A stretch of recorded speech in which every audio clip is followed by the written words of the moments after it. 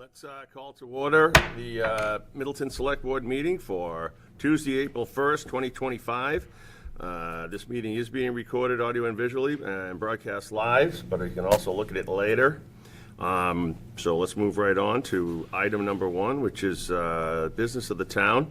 We'll get a reading of warrant 2520 and facilities project 58 from Mr. Sulzberg, please. Thank you, Mr. Chair. Before you have warrant 2520 dated April 3rd, 2025 on the payroll side totaling in $850,599. As always, we'll continue to call out the overtime for fire and police, partly reflective of the public safety staffing shortage that we're trying to address via override for this upcoming fiscal year 26. For fire, it's in the hole $22,665 for overtime, and police $9,845. On the bills payable side of things, totaling in at about $2.1 million. Some of the heavier hitters there, DPW, you'll see $280,000 closing out the Liberty Essex Street water main project. About $40,000 in a transportation line for the schools, and roughly $25,000 for the assessment for the South Essex Sewerage District under the treasurer line there. For facilities project number 58, you'll see it comes in at $3,272,902. This is the big one we've been promising for a while. A bulk of that is relative to construction, and I think anybody that's driven by recently has seen some significant progress happening down on that end of 114. So we do have some representatives from the project here this evening, and we'll be going over that and about 3 bullet points for the Middleton Municipal Campus update. So we'll get a good review at that time. Could I ask a question? The transfer of title, what is that expense? The $37,880 Ockers. for. We bought security materials from Ockers so that we had them, and we have to store them so that we had them, because if we waited, they would have been gone. Got it, okay. So wait, exactly what is being stored? Alex, do you want to talk about the Ockers, what we're storing for Ockers? Sure. We're storing security cameras and the back-end racks and equipment that it connects to, and wiring, cabling, other items like that. So it's $38,000 to store this stuff? No, it's so that's what was confusing. It's not Yeah. the storage. Okay, I was gonna say. It's not the storage, it's not what the we are storage storing fee, that we bought. But we are temporarily storing those items because of the time that we had to order it relative to when we can actually install it. And so we're storing it right now, I believe, at the DPW, or when it comes in, it will be on pallets at the DPW. Oh, the Ockers, they're storing it at their location, but they've purchased it. They tried to do all the purchases before the end of the year in order to avoid any price hikes. Right.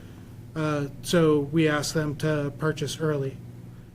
So they received approval for all their work, and once they did that, we asked them to go ahead and purchase it. But we're not ready to install it just yet, so it's not going to be on site. So just so we're clear, it's not $37,000 to store it? Correct. It's So the that's the actual cost of the equipment. It's the materials cost for of the equipment. $37,000? It's the EV chargers is what I'm thinking of is going to be The stored. EV chargers are a totally separate equipment, and that's being stored at the DPW. Yep. But the And funds that's- being discussed is the equipment, not the storage. Okay, gotcha. Got it. Thank you for that clarification. Yeah, they're not charging us anything extra to hold it. Because if it was that much to store, I'd do it for you at my house. Yeah, you put it in my yard. Thank you. We were all jumping in on that one, Brian. Right? And that's everything. That's good. Any further questions or discussion? I'll move to approve warrant 2520 and facilities project 58 as presented. Second. Okay, we have a motion and a second. All in favor? Aye. Any opposed? No, passed unanimously. Thank you. And thank you, Jackie, for the minutes. Next, we have joint open session, February 1, 2025, and joint open session, March 1, 2025. Open session, March 18, 2025, and executive session, March 18, 2025. Does anyone have anything to add or question on the minutes? I do not. Mr. Chairman, I move that we approve open session and executive session minutes as detailed in your statement. Second. Okay, we have a motion and a second. Any further discussion? All in favor? Aye. Opposed? None, passed unanimously.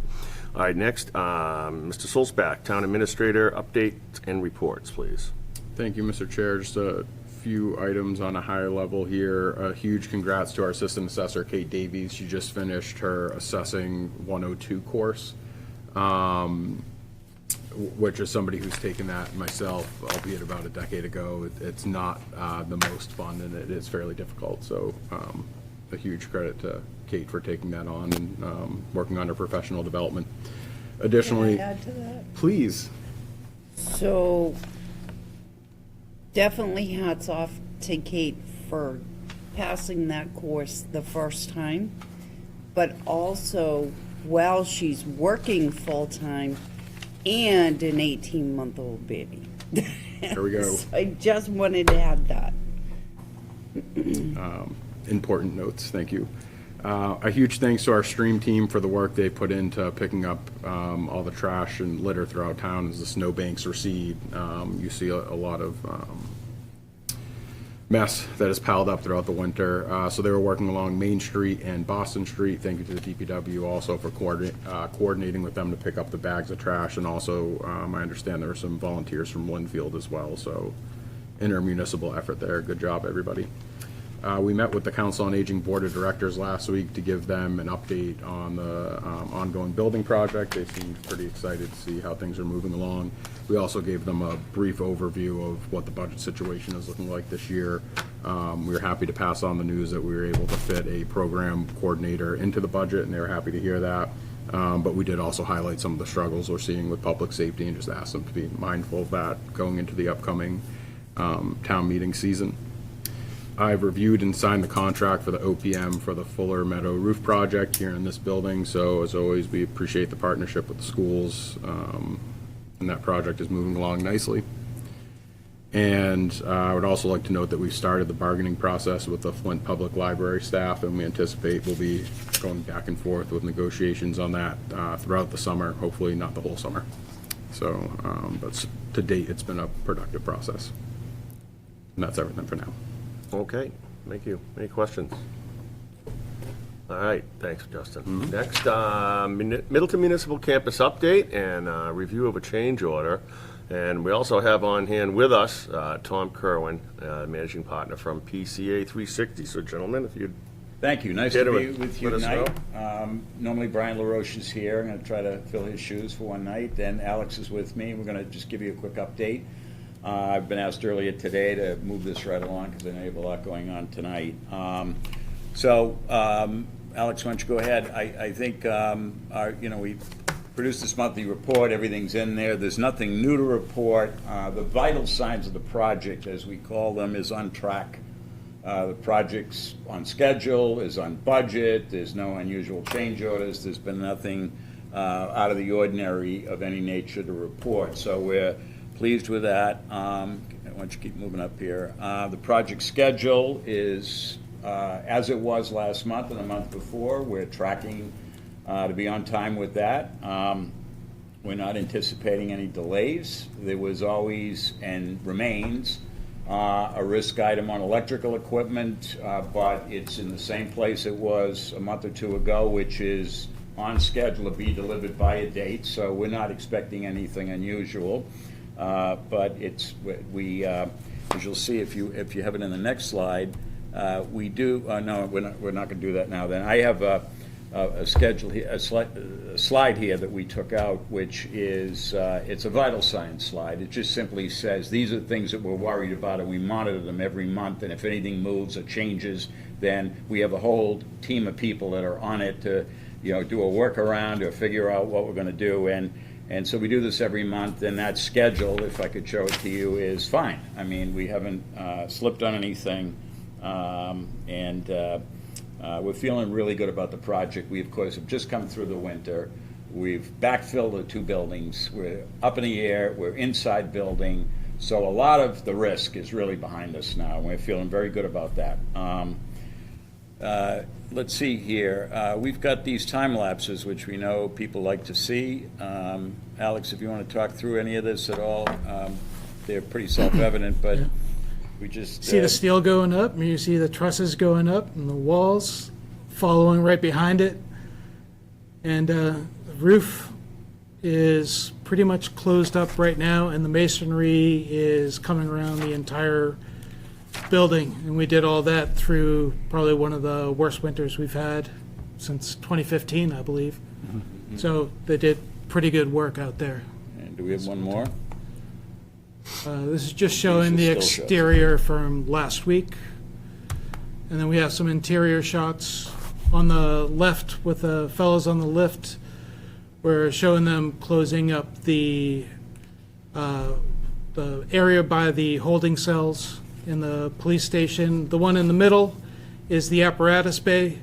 They're doing the radiant flooring, showing the expansion joints, the drains. And the one on the right-hand side is showing the service areas behind the fire department. And we're getting ready to pour the slab in the public safety building over that radiant heat. When?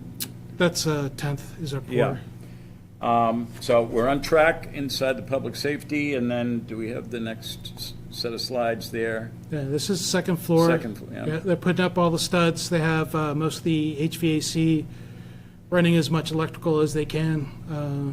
And they're out there every day, just moving right along. Looks like a real building. You can definitely feel the rooms are, and once you go on your tour, you'll be able to get a really good sense of the layout of everything in there. All right, head count right now is up around, what, 100 a day? Today we hit 90. We're gonna hit 100 shortly when the town hall starts going in earnest, which is probably in a couple of weeks. So we hit that sweet spot in the year where we're in the good weather now, and we're inside the buildings, so there's nothing in our way, so it's like go for the mountaintop. So if it was moving along sort of like this, it's now gonna sort of do that. It accelerates because everything's open to us, we're beyond the weather. We got 2 buildings to work in. If somebody gets stuck in building 1, they go to building 2, all of that kind of thing. So there's nothing in our way right now to just accelerate the production. And that will probably be reflected in the dollar values on the requisitions in these next several months. You're going to see that amount per month increase, which reflects the work in place as a result of the increased labor. But right now, we have maybe 90 or something a day. Today we hit 90, yeah. And then, but, in a week or so, we'll be out there with 100 a day, so. Yeah, the masons are about to start the town hall building, so they're gonna have an additional set of crew just working on that, as well as finishing up the public safety building.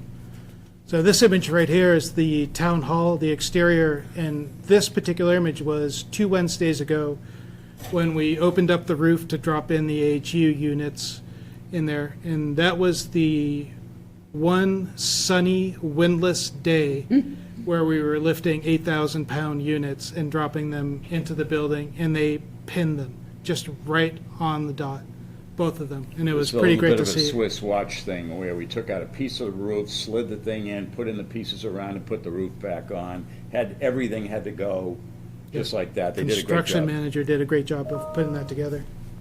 Yeah. And then we're inside the town hall building now. This is the first floor, and they're making pretty good progress in there, moving along. I'd say, other than the multipurpose room, which has just been fully closed in a couple of weeks ago, they're cooking along pretty well there. Is all the ductwork done? No, they're in progress. They've just started it. And this is the second floor, and they've just started to close in, to close in the truss areas to give landing spaces for the interior walls, and they're going to be laying those out in earnest. They're almost, I'd say 90% done with the second floor, short of the multipurpose room. So the project website, guys are keeping that updated. They've got a little blog going now. One of the fellows in our office, Casey, manages that. He tries to keep it interesting and updated so that the citizens can go in there and look around and Yeah, we get about 500 visits a month, different visits a month. everything's working there. Next budget it's a no news report. I mean, we're on budget. Nothing is materially changed. This project, as I mentioned earlier, it is a healthy-looking project. We normally run about a 5% contingency on change orders, and we expect, big picture, to absorb 5% of whatever we're spending in change orders as sort of an industry standard. We're about 45 or 48% complete right now in terms of dollars spent, and we're around 2% on change orders absorbed. It's only, like, as you'll see in a minute when we give you the requisite, or maybe we've already approved it, but we're about $400,000 or something on changes on over $22 million of completed and stored work. That's really low against what we normally see. So we're happy about that. And that's a credit certainly to the wider team in terms of cost control and getting it bid and bought correctly, and just working through. We have a very comprehensive team of people here that are on it every day working, and so we're feeling good about the budget, and we fully expect to have some money left over at the end. We need to do a little bit more before we can start to think about how much that is, but we're feeling very good about it. Keep going. We do have a few things that we need to get approved. And Alex, you can help me with LW bills in a minute, but the first one, GPI, is a consultant working directly for the town that we need to do the Mass DOT piece. We have to have our own, if you will, the team has to have their own resident engineer out there when Mass DOT is doing the work. We took some prices on it. We're fairly close to budget. It's the considered opinion of the wider team that this is a reasonable dollar value, $43,740 for the service. We'd like to get that approved. We also have the station alerting system. We were going to hold on that, but we finally got a second number today from Allcom, and we now know that LW bills is low. And this is at $46,900. So both of those in the considered opinion of the project team, which is the town, the architect, the OPM, and the builder, are that these are fair and equitable, and we need both services. Alex, anything else on LW bills at all? LW Bills has been working closely with Chief Lacoste and Captain Deshane in going over the needs for the fire alerting, the station alerting. So they've been working closely. They've been very attentive. They've been very responsive, which for this trade is very difficult to achieve, as they're high demand and very scarce. So they've been a good partner up until now, and the price that they've provided is lower than the other price that we have received. What is station alerting system for people that don't? That is the messaging that comes from the North Shore dispatching and tells them when there's a fire and where to go, how to get there. So it's hooked up to a whole bunch of different systems, including the lighting, the speakers, and different acknowledgement buttons and different microphones that are throughout the station. The lighting. The lighting is ramp-up lighting that's in the dorm rooms, that's in some of the meeting rooms. So it's not just like a blaring light. It kind of comes on in a reasonable rate so that the firefighters can get Part going. of the alert, yeah. Yes. Good, thanks. Jackie, do you want to ask for approval on this, or should I cover the rest of it and then do it all at once, or do you want to do It's these? up to the chair. Pardon? It's up to the chair. Okay, Was sorry. that? Yeah. What do you need? Well, we'd like to get them approved. I wasn't sure about the protocol in terms of. You want to do them one at a Oh, time yeah, or all yeah, together? Yeah, if we could go over them, one at a time. Okay, good. All right, Please. thank you. So I guess the GPI Resident Engineering Services for the Mass DOT permit requirements at $43,740. I'll move to approve that. I'll second. Okay, motion and a second. Any questions? All in favor? Aye. Aye. Opposed? None. Passed unanimously. Next. The others, LW Bill's Station Alerting System for $46,944. I move that we approve the station alerting system change order of $46,944. Second.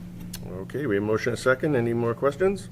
All in favor? Aye. Aye. Opposed? None. Thank you. Next. Thank you. And then we have one change order number 5. It is a small item in there for $160, but this is largely involving the vehicle exhaust system in the public safety building. And Alex, you can talk a little bit about it, because I know you've been meeting with them, but it's a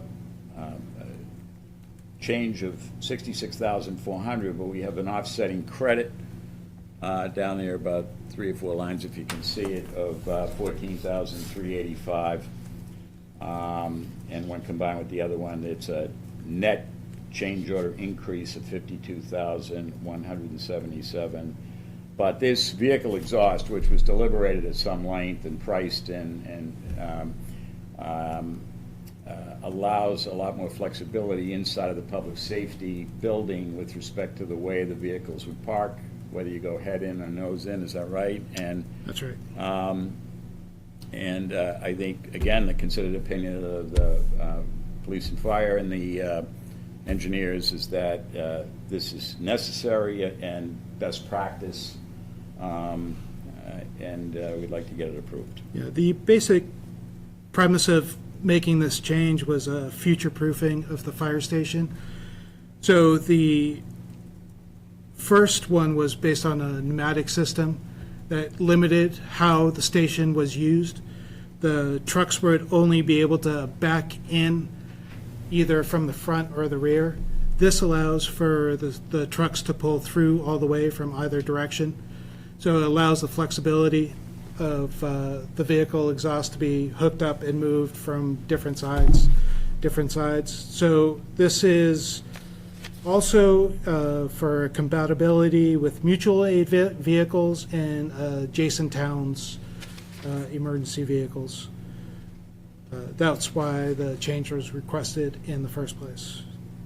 And also the price of $14,000 that was changed was Which is a credit. which is a credit, was because the pneumatic system required a larger air compressor originally, and now that price was greatly reduced to there. So with the change, we don't need the compressor. So the total price ended up being $52,177 for the change. So the offset was actually for within this actual work done? For the not- same reason. Not savings, for lack of a better term. The $160 additional charge was a typographic error in the previous request. But to your point, sir, the credit is applicable to the plus, if you Yes. will. Yeah. We net the two together. So what is the total amount of this change order? Is it 52,177? That's correct. Correct. And Alex, that's coming from owner's contingency, correct, as a funding source? So this increases the WT Rich contract, but does not increase the project budget overall. Right. So I'll move to approve the change order of $52,177. Second. Can I ask a question? The concrete winter conditions, there's a $27,000 upgrade, am I reading, the very first line? Hold on. On the screen, right, the very first Here, one. concrete 27 allowance. Yeah, so what happens is the contractor, at the very beginning of the job, will park certain allowances in there. Holes or contingencies, they're sometimes referred to, but and some of it is that we're not sure if we're going to get the weather conditions that would warrant using it. We don't want them to take it right away. So what we do is say, use it as a set-aside.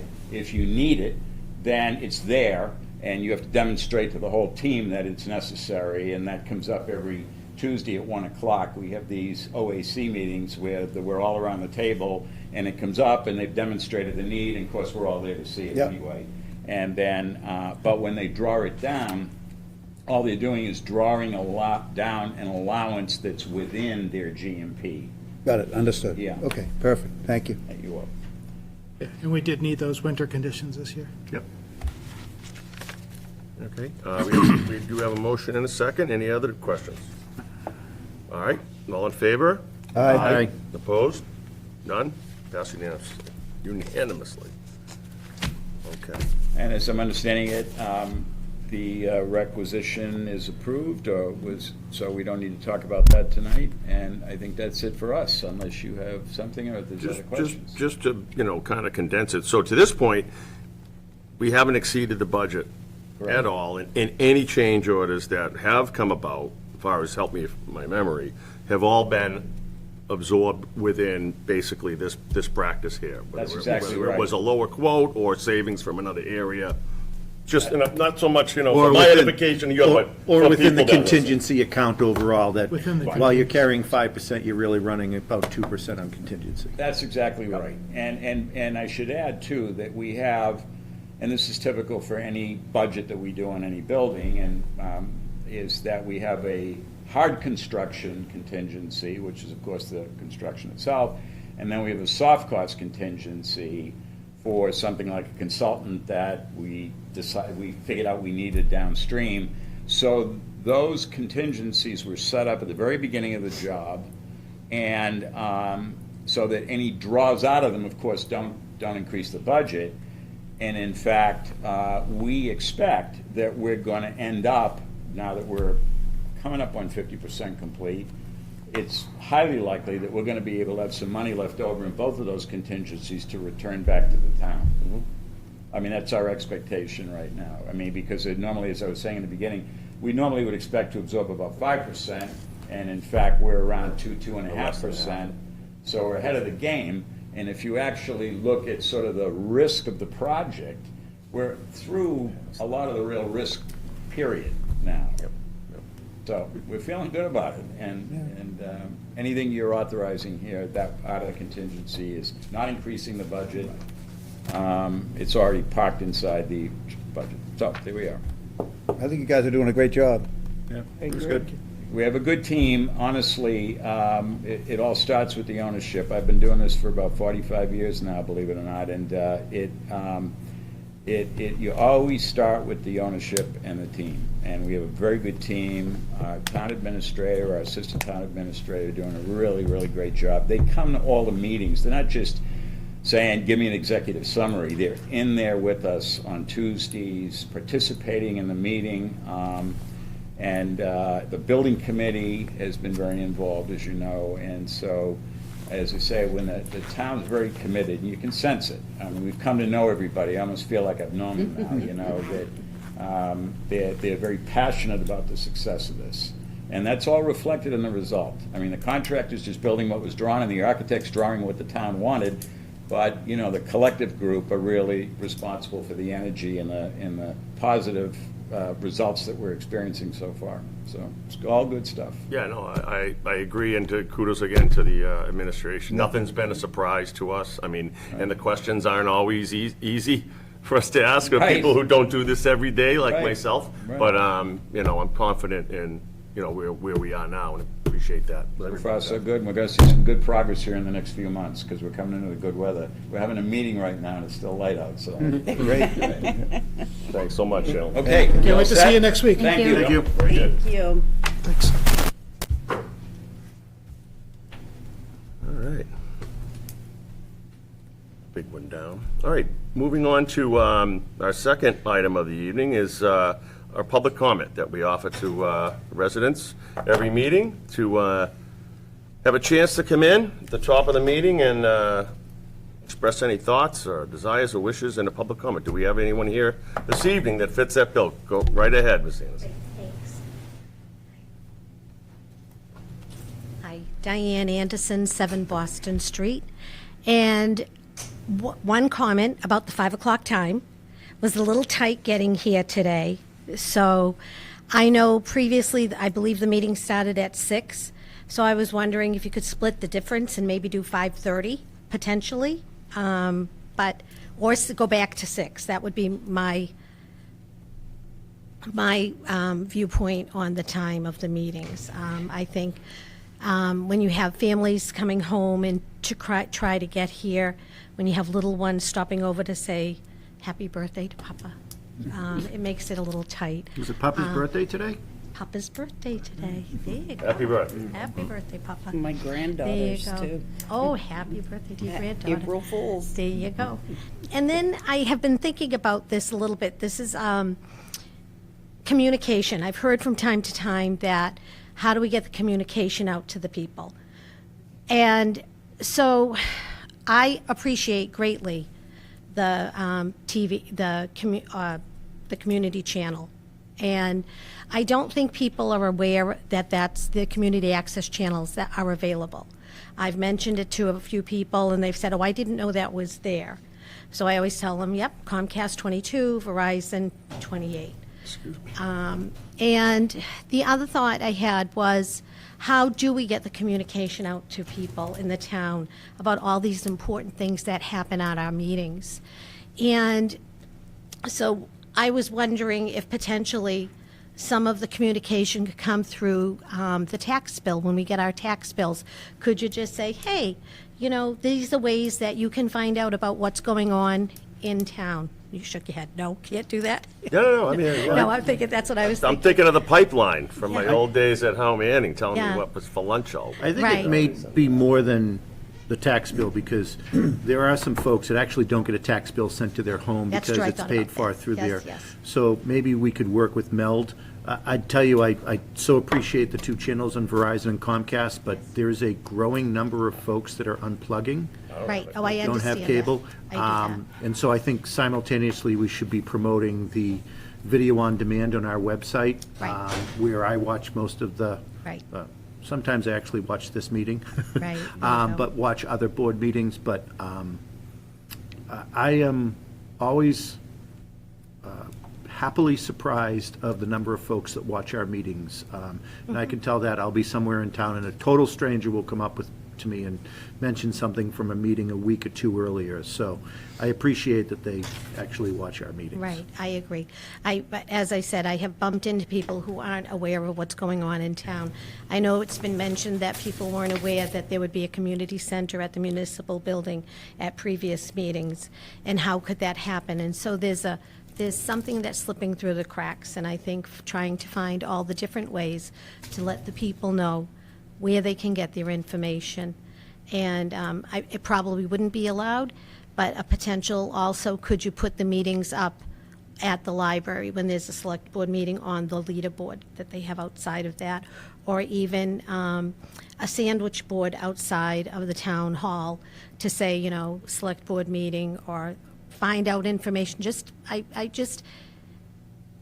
I think it's unfortunate that people aren't aware of what's happening in town, and I don't think it's because they don't want to know. I think something's slipping through the cracks.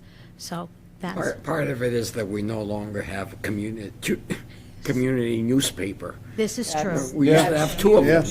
right, It's true. right. You're actually at two. We had the That is it. Tri-Town and one regional. Yeah, But the that's electric true. light sounds good. The electric light, that everybody gets. Yeah, hopefully that's a a good bill. idea. That would be good. And the more we rely on technology to do that for us, there are those of us that reach a point where we're not really in that game anymore. Right. So we're going to miss a lot of those things. Exactly. That's a good point. So, If I could ask, is there plans in front of the library where we have the electronic board? Is there plans to have something similar at the municipal complex? Ooh, admittedly, offhand, I don't recall. There was, we called out a section for a monument sign, but I don't think there was anything with a scrolling. a good message. So it's idea. more of like a welcome to Middleton type sign. Right.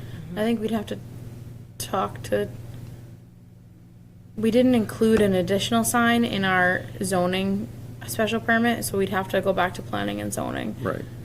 That's a great idea, though. I mean, it's not an expensive proposition, but, you know, when my kids were younger, the way I found out about, like, baseball signups was driving by the library, and it was on the digital board. And I kind of consider myself somewhat informed, but I think your point's.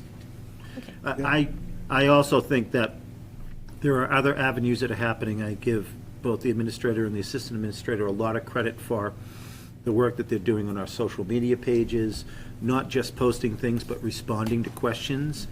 Nothing worse than somebody asking a question on a social media page and everybody in the public answers with 15 different answers that aren't completely correct. So I give them credit for not just posting, but actually staying on top of it. So I think we have to continue to find different avenues to communicate. The public channel is one, the video on demand is the other, the item in front of the library. And, a perfect example is we're in the middle of budget season, and the administrator and our finance team are going to be going out and meeting with people just to proactively ask questions on their budget and answer questions. But the more the merrier, and I think you're also part of our communication team, whether you know it or not.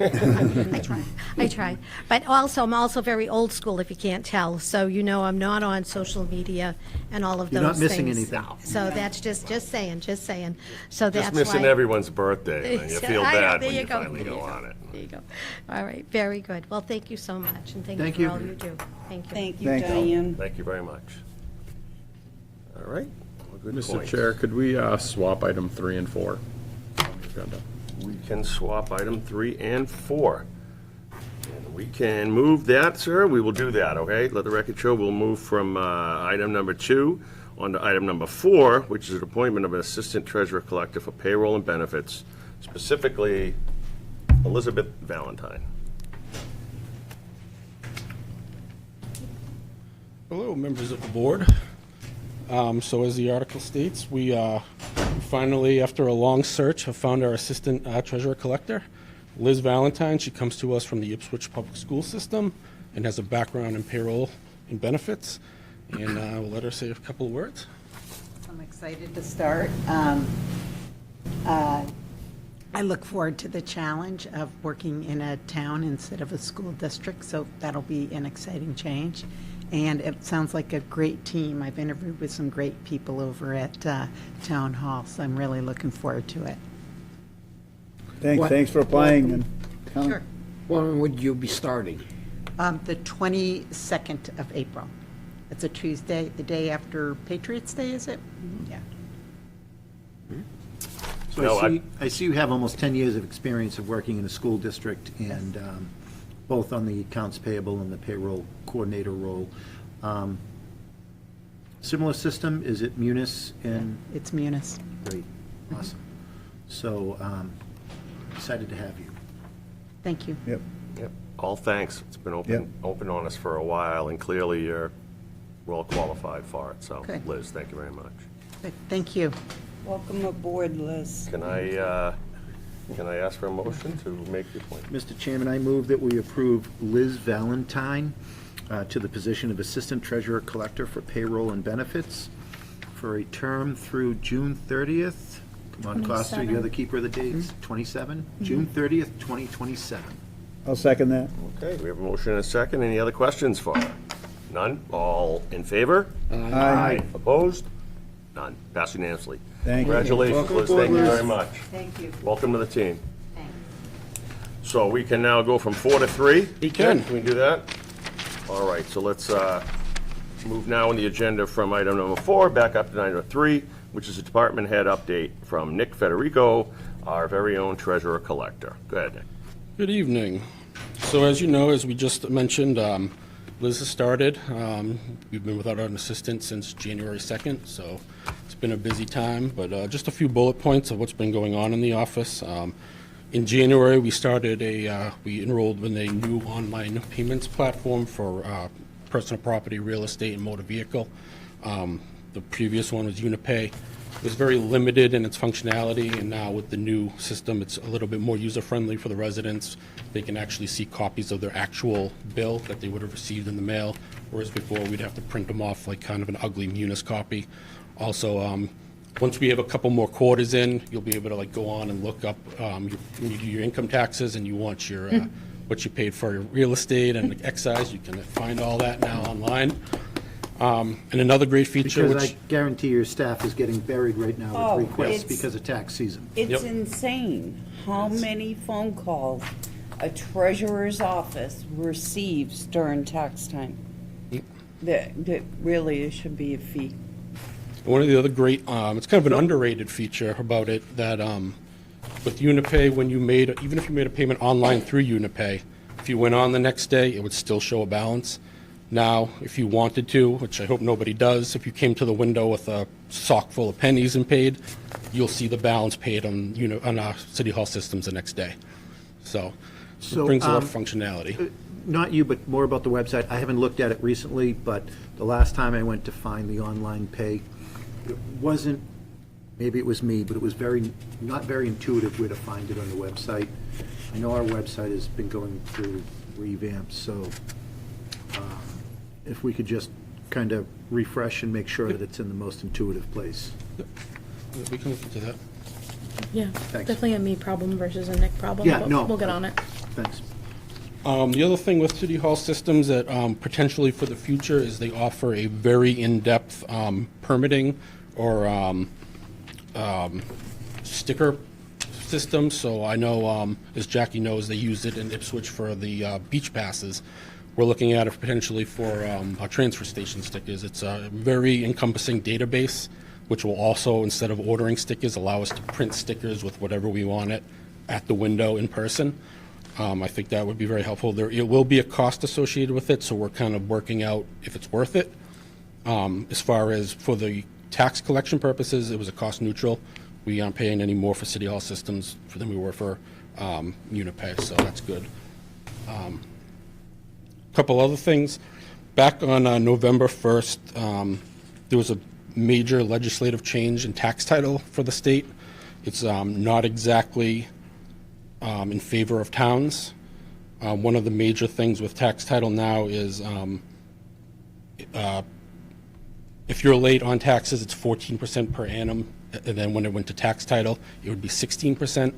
Now putting somebody into tax title, it's now 8%.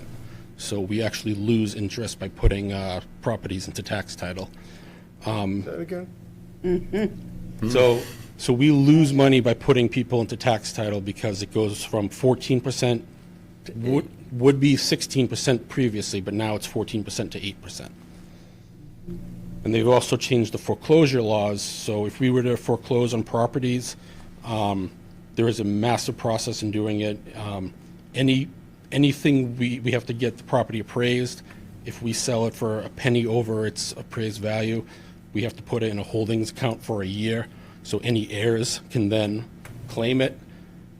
And then, so there's a lot of things going on with that. So what I've been working on since November is just trying to collect past due balances in any way we can. Since November, we've been able to collect $144,000. And we also have 5 active payment plans going on, which will bring us in $92,000 of past due taxes. I'm working with 2 owners of properties that are selling. One is closing in April, and the other one we just received an MLC for, so that should be going soon. Those will bring in another $69,000. And one of those properties, in good faith, is paying us $1,500 a month until they sell. Is it commercial or residential? Residential. The other What thing is the, what's the average timeline of arrears? And are you seeing it increasing? So, I mean, there's always folks in arrears. I mean, things happen in lives Yep. and so forth. But are you seeing an increase? In 2024, there was a little bit of a jump in back taxes, but I mean, I think it was because just the economy was not in a good place. But people have caught up a lot. From 2021 to 24, we are about $1.5 million in uncollected, which I know sounds like a lot. That's an average of $377,000 a year. In a previous town I was in, which was not much bigger than this, we averaged $1 million a year in unpaid taxes, so it's not terrible. We're actually one of the better towns in And the are we state. talking property or property and personal property? Mostly real estate. Okay. Personal property is a little different animal because we really don't have a lot of recourse to collect. We don't have like a tax title or a, like with real estate, a warrant, with motor vehicle. a No, I warrant. was asking the total amount, which was about $300,000 a year. Was that just? Oh, that's just real estate. Okay. Yep. And Nick, could you tell me, at what point do you know that it's going to be difficult to collect? Like, is there a certain point, like 4 months, 6 months, 18 months? When do you start to think, well, maybe this does have to do move to a tax title? Like, what in your experience is when do you start thinking about triggering that? Usually, it's 6 months after the end of the fiscal year is when we usually start triggering it. This new change in the law, it's going to make it much more difficult. I think we have to pick and choose which ones we're going to do. If it seems like something that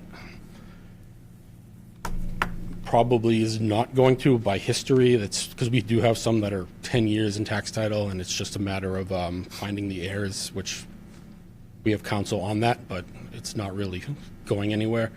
I think some of the ones that are more likely to be collectible, again, it's a balance now. Do we want to take the lesser interest or keep it where it is?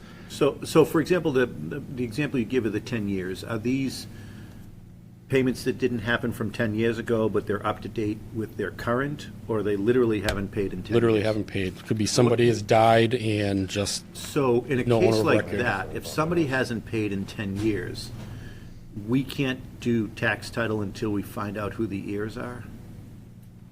you could. Now it's more difficult. Because most of those are in tax title currently. Okay. I'm just trying to figure out when, as a town, do we make a decision of, like, we're not being magnanimous anymore? Like, Yeah. I look at the folks in this room that own property that are up to date on their taxes. I get things happen in people's lives, and I think you and the town administration have the ability to be helpful. And I would tell you, if somebody something horrible has happened in their life, show compassion, continue to do that. And I've heard nothing but that hasn't been the case with you and previous treasurer collectors. But I think there has to be a point where we say, a property of 10 years that hasn't paid a penny in 10 years, I think we can't be magnanimous anymore. Right. So what would be helpful to me if we could get on some regular basis, biannually, annually, an update of, I'm not so concerned about in a snapshot in time how much is uncollected. I'm more interested in a snapshot of time, how much is a year, 3 years, 5 years, and beyond. Yep. And I also think if there are some that, with the process that is more difficult, I'd leave that to you and the town administrator if there are ways that we could waive certain fees to collect the money today rather than spend 3 more years, have them dig a deeper hole that they may not get out of. I don't want to be in the business of taking somebody's home and then being involved in selling it and the new process of putting money into an account. I'd rather just get our tax dollars collected in a way that isn't going to bankrupt somebody, but you're spending time and money and resources to actually track this. Yeah. One of the ways that we can is, like I said, was payment plans. We offer, the state regulation is if they pay 25% down, you can give them 12 months to catch up on past and also keep their active current. So that's, like I said, we have five people currently in that. So that's one of the ways. So if you could come up with maybe a reporting way and maybe work through Justin to come up with whatever that report may look like in the timeline of the report, I think it would be helpful, because I'm also trying to see if there's a canary in the coal mine here. That's why I was asking the question of, are you seeing an increase in this, and if yes or if no? Because we're not in the best of economic times right now. There's a lot of concern, and I'm just trying to figure out if you're busy chasing something for 10 years, that you're going to be chasing something that is now 2 years, it's going to become 3 years. Right. Yeah, I can get that for you. Okay, thank you. Is there any questions you guys may have for me? Good job. Pretty thorough, pretty. One other thing I'd ask is, whenever we have our budget hearing, I always ask this question. So we've always wondered when there was going to be a change in the growth that we've seen in our excise tax. We just went through COVID where you couldn't buy a new car if you wanted to. There was nothing on the lot. Yep. The price of used cars went through the roof. People were holding their cars longer. But every year we go through the budget process and our excise tax collection continues to grow. Now, some of that is, my kids are older now, they're adults. However, You know, we were a two-car family, then we became a three-car family, then we became a four-car family. So there's some of that. There's probably more vehicles in town. But are you both here in Middleton or with your colleagues through the Mass Treasurer Collectors Association seeing any changes in excise? Because that is such a big portion of our annual revenue. And secondarily, I know the governor has been promoting, I don't support it, but has been promoting the ability to increase excise taxes on the local level in addition to what that is. And I'm just trying to figure out, you know, is the drop that we've all been saying every year for the last 5 to 7 years actually coming or not? I don't think it's anything that's a statewide matter. I think what will cause that is the fact that if you want to buy a pickup truck today, it's $70,000, whereas 5 years ago it was $50,000. I think people may stop buying new cars, which will reduce the amount of money we're bringing in. So if because the it's car based on numbers have MSRP. dropped, the value has gone up, so our individual excise bill has gone up. Yep. Exactly, because it's manufactured book value times I mean, a 25. perfect example is leasing Me. right now is not an effective Yep. purchase or acquisition. So people are leasing less, and I think we were always growing in our excise tax because leasing continued to be That is a large correct. portion. So I'm just trying to think if, you know, we're set for this budget cycle, but I'm always looking forward. And you also have the factor, too, of a lot of people working from home, so I don't know how Cars are lasting long. often are they buying new cars because of the mileage they're not putting on them anymore. Okay. And you have the increase in the interest rates too, that are deterring Yep. people from actually purchasing. Nobody likes buying a new car. Nope. All right. Hey, how long you been with us now, Nick? Be 3 years in October. Good work. Yeah, Or good job. October. Good job. 4 already? Time flies. 4 in October. Okay, 4 in October. Yeah. Time flies when you're having We're fun. a week apart is the only reason I know. Wow. Oh, Nick, that was Well, you get the big priceless. office back there, you probably get lost in it. Thanks so much for, thanks for that informative Anytime. update. Nick, Okay? thank you Great very to talk much. to you, and I'll put something together for you. Okay, thank you. All right, thank you very much. Nick. Nick, take care, thank you. So, we do have a public hearing scheduled for 6. Can we, Why don't we take number 5? That should I was be gonna real say, quick. can we, is it reasonable to take number 5 where it shouldn't take Oh, too yeah, much that's time? real and then- quick. All right. So what we have, and we did have it in our packet, was the annual appointment. No, I'm sorry, an appointment for the Metropolitan Area Planning Council by our own rep, Anna B. Carmer, and alternate Jackie Bresnahan. Mr. So- Chairman, I move that we approve Anna Carmer as our representative to the Metropolitan Area Planning Council, and we also appoint Jackie Bresnahan as the alternate to the MEPC. Second. All right, motion is second. Any other discussion? All in favor? Aye. Opposed? None. Passed unanimously. Probably Thank take you, number Anna and Jackie, as I see that there's a We can lot probably of take vacancies in We can that. probably take number 7 and then go to the public hearing, Want to Mr. go to Chairman. 7? Okay, good idea. Hold on. We'll go from item number 5 now to item number 7 in the interest of time. And speak on the North Main Corridor Subcommittee Select Board Liaison, where we're going to have one of us join that committee. So has someone already stepped forward, Mr. Solzberg? Nope, or- not yet. So this is running parallel to the comprehensive zoning review. That is a working committee. This is an actual legitimate subcommittee. You'll have to go and get sworn in at the town clerk's office, and the meetings they have will be public meetings. Reason being, the nature of the work that this committee is doing is something where we want to solicit as much public input as we can possibly get relative to taking a look at the existing layout and zoning of the last 2 miles of Route 114 on the north or west section of town. So And that's 6 meetings at a minimum? I'd say and then ballpark perhaps a 6. couple of hearings? And then 2 hearings or forums. So whoever's not already feeling spread too thin, I think is all of you. Is there someone that needs? I'll do it. Mr. Chairman, I move that we approve Costa Printakis as the Select Board Liaison to the North Main Corridor Subcommittee. I'll second that. I was gonna move for you, Jeff. Okay, we have a motion and a second. Any discussion?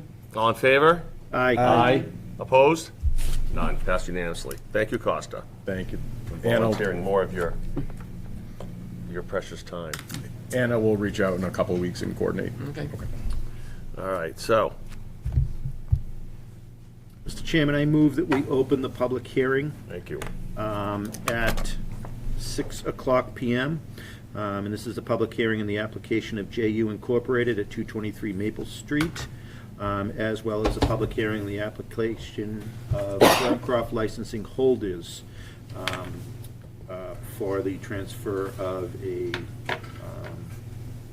licenses for all alcohol as well as seasonal licenses.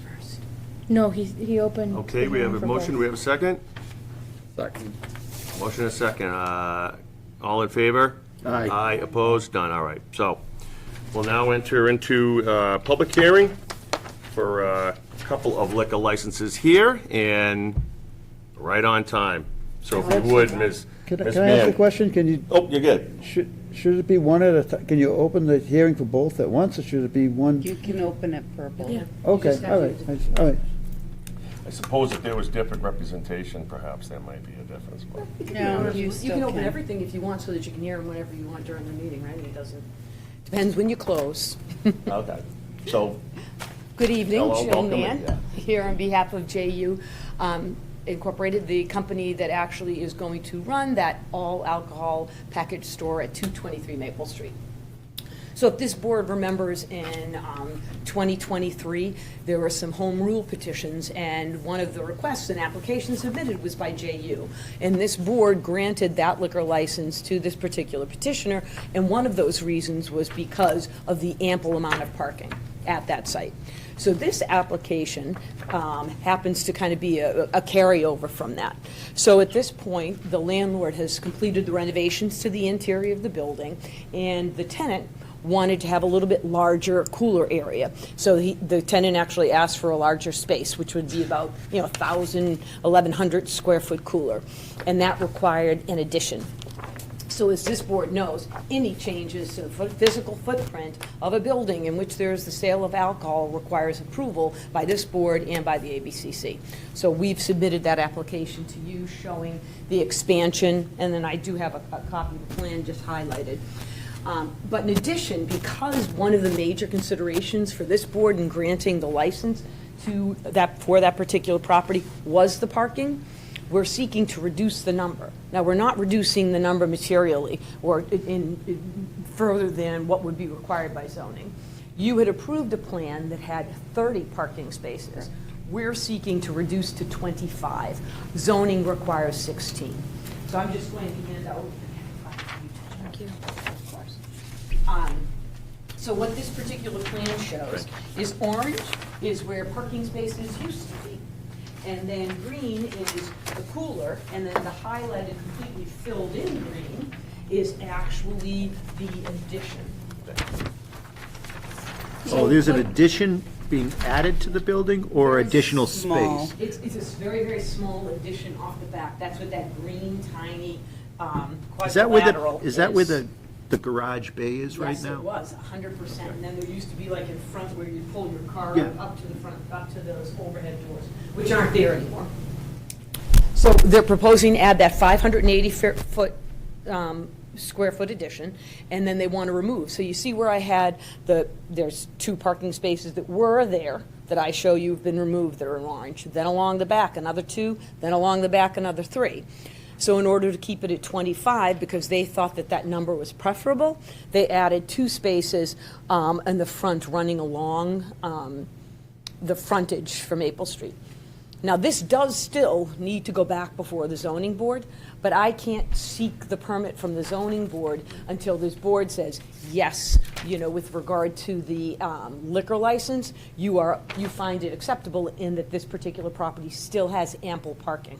So I'm making an assumption here that because Yes. of the small addition on the back, the removal of the parking is to continue to allow access around the building, both for public safety, but also deliveries and other items. Exactly, because I saw the chief in the back there. So Chief Okosa actually did look at the plan and wanted to make sure, he had enough room to get his fire vehicles all the way around. he thought it would be preferable. Look, you can't, if you have a car parked there, it's gonna make it difficult for us. So that's why you'll notice all of those in the back were moved to allow for a better turning radius. The car, believe it or not, the fire truck could fit, but to Chief LaCoste's point, if everybody's parked perfectly, and that's the point, nobody's ever going to. So that's why we removed those in back. We had questioned the parking in the rear at the time. You did. We questioned that because it didn't make sense, and then we asked if you were gonna have any kind of lighting back there for safety, closing at, what, I think 10 o'clock at night or something, your hours? Yeah. Yeah, 9 or 10, but we inquired about that, so. I didn't represent them during the home rule. That was another firm, because I had conflicts, because too many of my clients were applying for the home rule, so I couldn't represent any of them. So that I remember, though, Ms. Carbone, I can remember sitting there and hearing you ask the question. So quite frankly, those parking spaces were always going to be for employees, but it's just far better to make it a better transition point in turning in the back. And quite frankly, we only need 16 parking spaces, and that's thinking that the entire, convenience store requires 19 of them. I mean, more than that. We're giving them 19 spaces just for the convenience store when you have the 25, which would be the Right, which you really. not the convenience, I shouldn't have said that, the liquor store, the convenience store gets we're attributing 6. That makes sense, and if it is an employee, they're guaranteed the vehicle's gonna be there the whole time it's open, because that's where they're gonna make them park, so it's gonna be in the Yeah, we're way, gonna so. make them park now on the far side Yeah. on that strip, because we'll have the employee, we'll have. So you're adding 2 additional. Exactly, Mr. Cresta, yes. Yes. Okay. And the addition will be an outside cooler, or will it be an actual building with a cooler It's kind inside? of a combination. So I did give you little plans of it. It's a combination. So it looks, it's more coolerish. I mean, the way they work now is that's what they actually look like. So you'll be able to walk into the cooler Oh, from yes. inside Yep. the store, Oh, yeah. but it's an extension of the store. Yes. That's Loading and how it's- unloading happen on the It- outside of that cooler? Yes, or it through the happens, inside? it happens right where that cut corner is, and in the side. So it happens on this part and this part. That's where. Over the- near where the bays used to be? Yep. Okay. You're looking for this one. How much square footage will, including the coolers, will this liquor store be now? 38. Oh, the total was 38. The liquor store itself has, mine is about 2,000. Okay. Oh, it's coolers, I am right, about, say 3,000 square feet. Okay. Okay, this all makes sense, at least it does to me. Yeah, it looks good. No, and it's kind of what I envisioned from the very beginning to, what that kind of license is something that has a volume, and I know that Mike that was And I don't know why they put the parking intended back there, plan. I really don't. at the time. Mr. Chair, just a reminder that this is a public hearing, so I don't know if there's anyone here that has public comment. Oh, that's a good point. So, to this point then, we will ask, is anyone here present that has a public point or comment to make on the alteration of this premises today? Anybody? At 223 Maple. Yeah? Okay, good. Mr. Chairman, I move that we approve the application of JU Incorporated located at 223 Maple Street with the manager Dharmesh Patel for the proposed alteration of premises to his existing licensed premises. Obviously, the first step in the process before it goes to the planning board.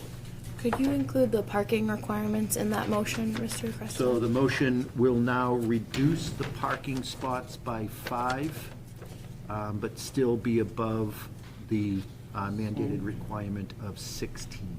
Yes. All right. I'll Motion second. and a second, we have a second. All right, any other further questions? None? All in favor? Aye. Aye, opposed? None? Passed unanimously. Thank you for your time, I appreciate Very it. well. Okey-doke. Second, and during the public hearing now, will be on the application of Ferncroft License Holdings LLC by Principals William Harris Binney, Stephen G. Binney, Mark M. Graham, Adam S. Binney, for a transfer of licenses for the all-alcohol beverage on-premise restaurant license, the seasonal license doing business as Members Lounge, and the seasonal liquor license doing business as Halfway House Snack Bar, all currently held by SD Management Group LLC, 810 Village Road, Middleton, Mass. So who do we have here this evening for that? I'm back. Thank you. Jill Mann here on behalf of Ferncroft Holdings License LLC, License Holdings LLC, excuse me. So, I mean, I think it's great news. A very nice family and a real estate development, closely held business, family business, is going to be buying the Ferncroft Country Club. You know, I know that's a big gem for Middleton. I mean, I lived here for a long time, and I recognize how important it is. And the family that will be buying it, actually, the representative here tonight is Dylan Binney, and they already own the Wentworth Country Club in Rye. So they have a lot of experience running country clubs, and they're very excited about coming to Middleton and operating the Ferncroft. So that's just a quick intro. So relative to the application, so what happened was Ferncroft Holdings, which has owned this club for almost 20 years now. They bought it in about 2005, 2006, operated for 20 years. You know, it had long-term employees, one of whom is Mr. Lease, who actually is the manager currently and is going to actually be employed by Ferncroft License Holdings as well. So the Binneys were really excited about being able to keep employees employed and keep the club going as it is now. That's their goal, to make it better, but to keep the employees. So I don't know if you knew, but one of the main principals, Damon DeVito, died in about 2023.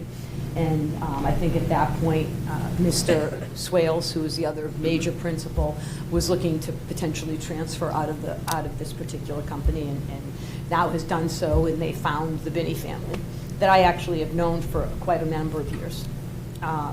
So we entered into that purchase and sale agreement, as you saw. So the way it's going to be operated is they buy it through one of the real estate holding companies, and that will own the real estate property. And the reason for that is 1031 exchanges, not to get too heady about it, but that's why. And you saw that in your application, I submitted the management agreement between the two entities.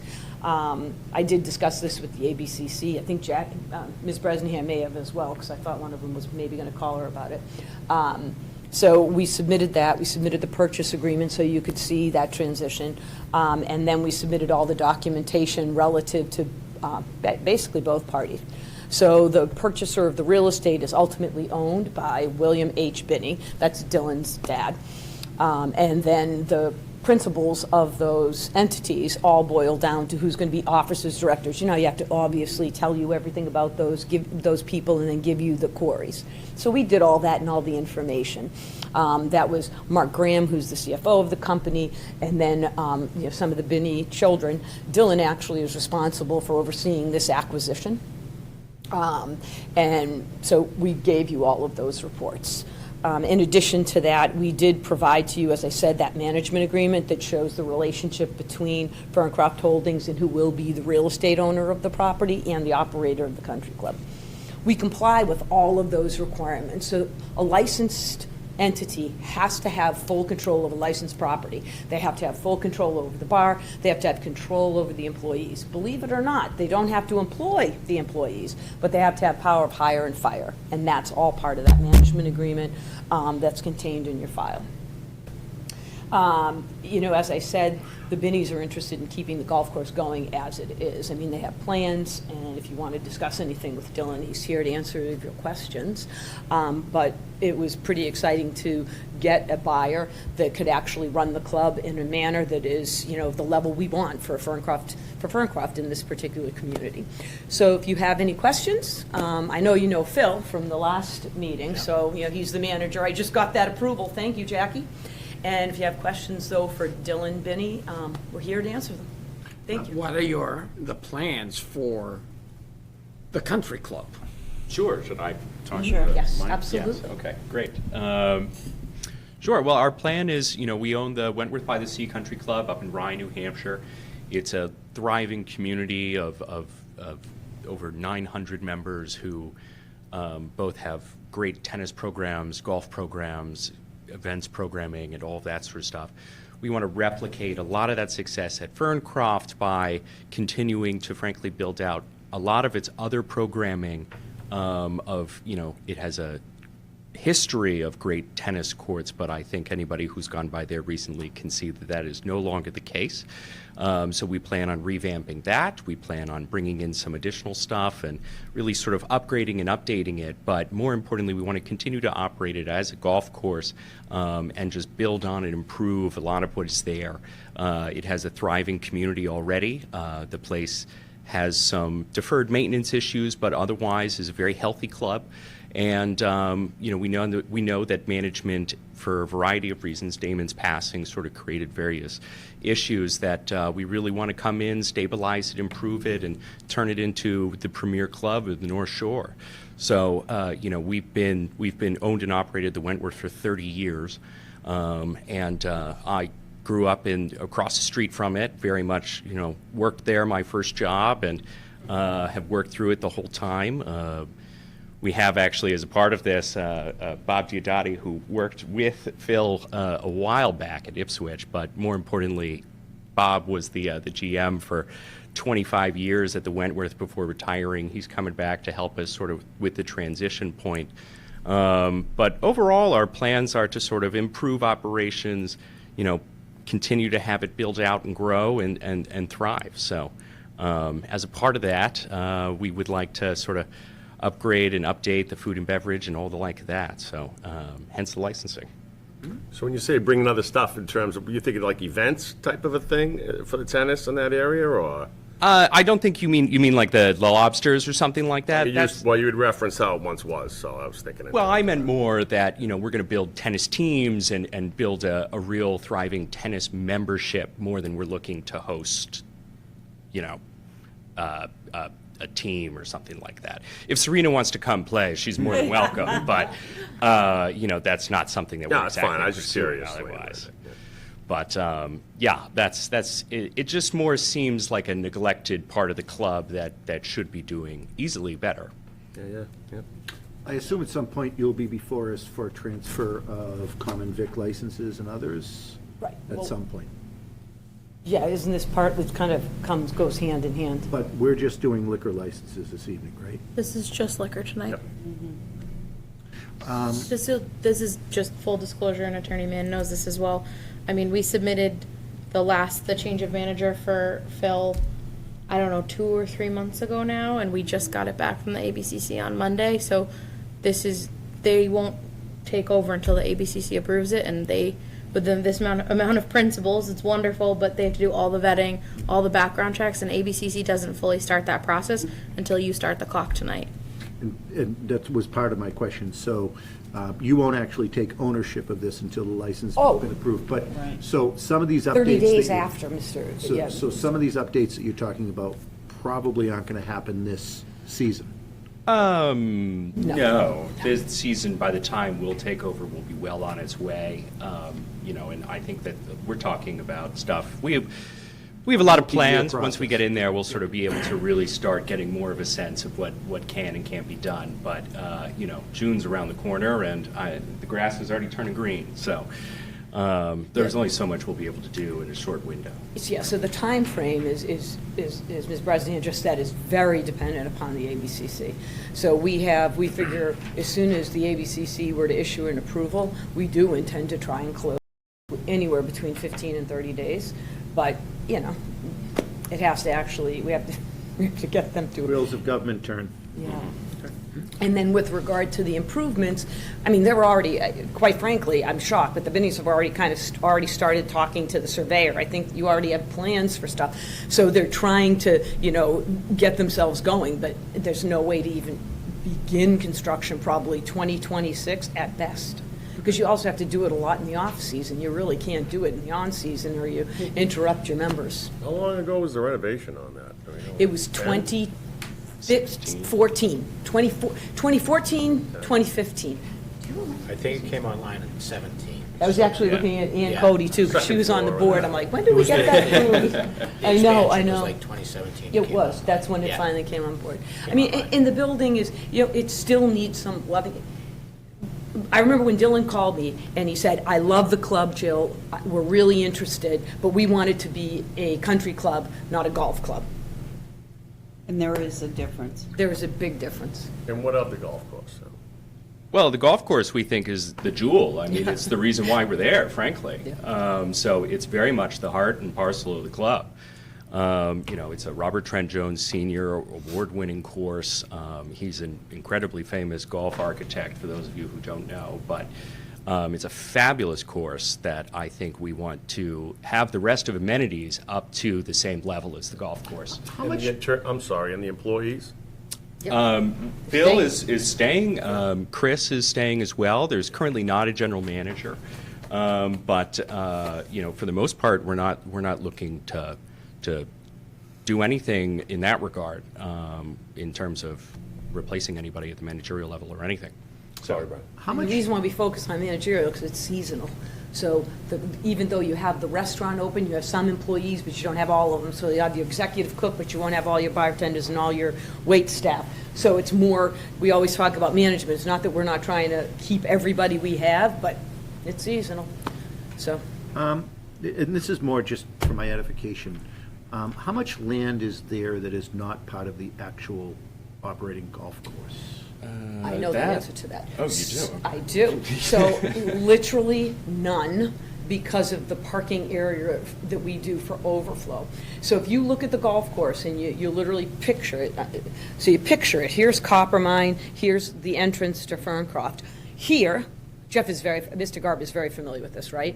So on this side of Coppermine, there's a big open field. So if you will, that's about I always want to say 7 acres, but I think it's only 5. It could be up to 7 in that area that used to be used as softball.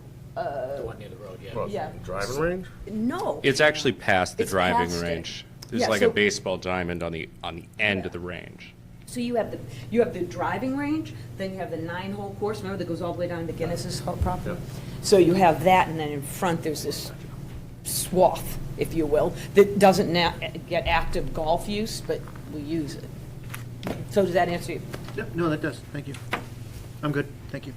Mr. Chair, just a reminder, you have to take public comment on this item as well. Thank you again, Jackie, for that. Is there anyone present this evening who wants to make a public comment or any comment at all for this item?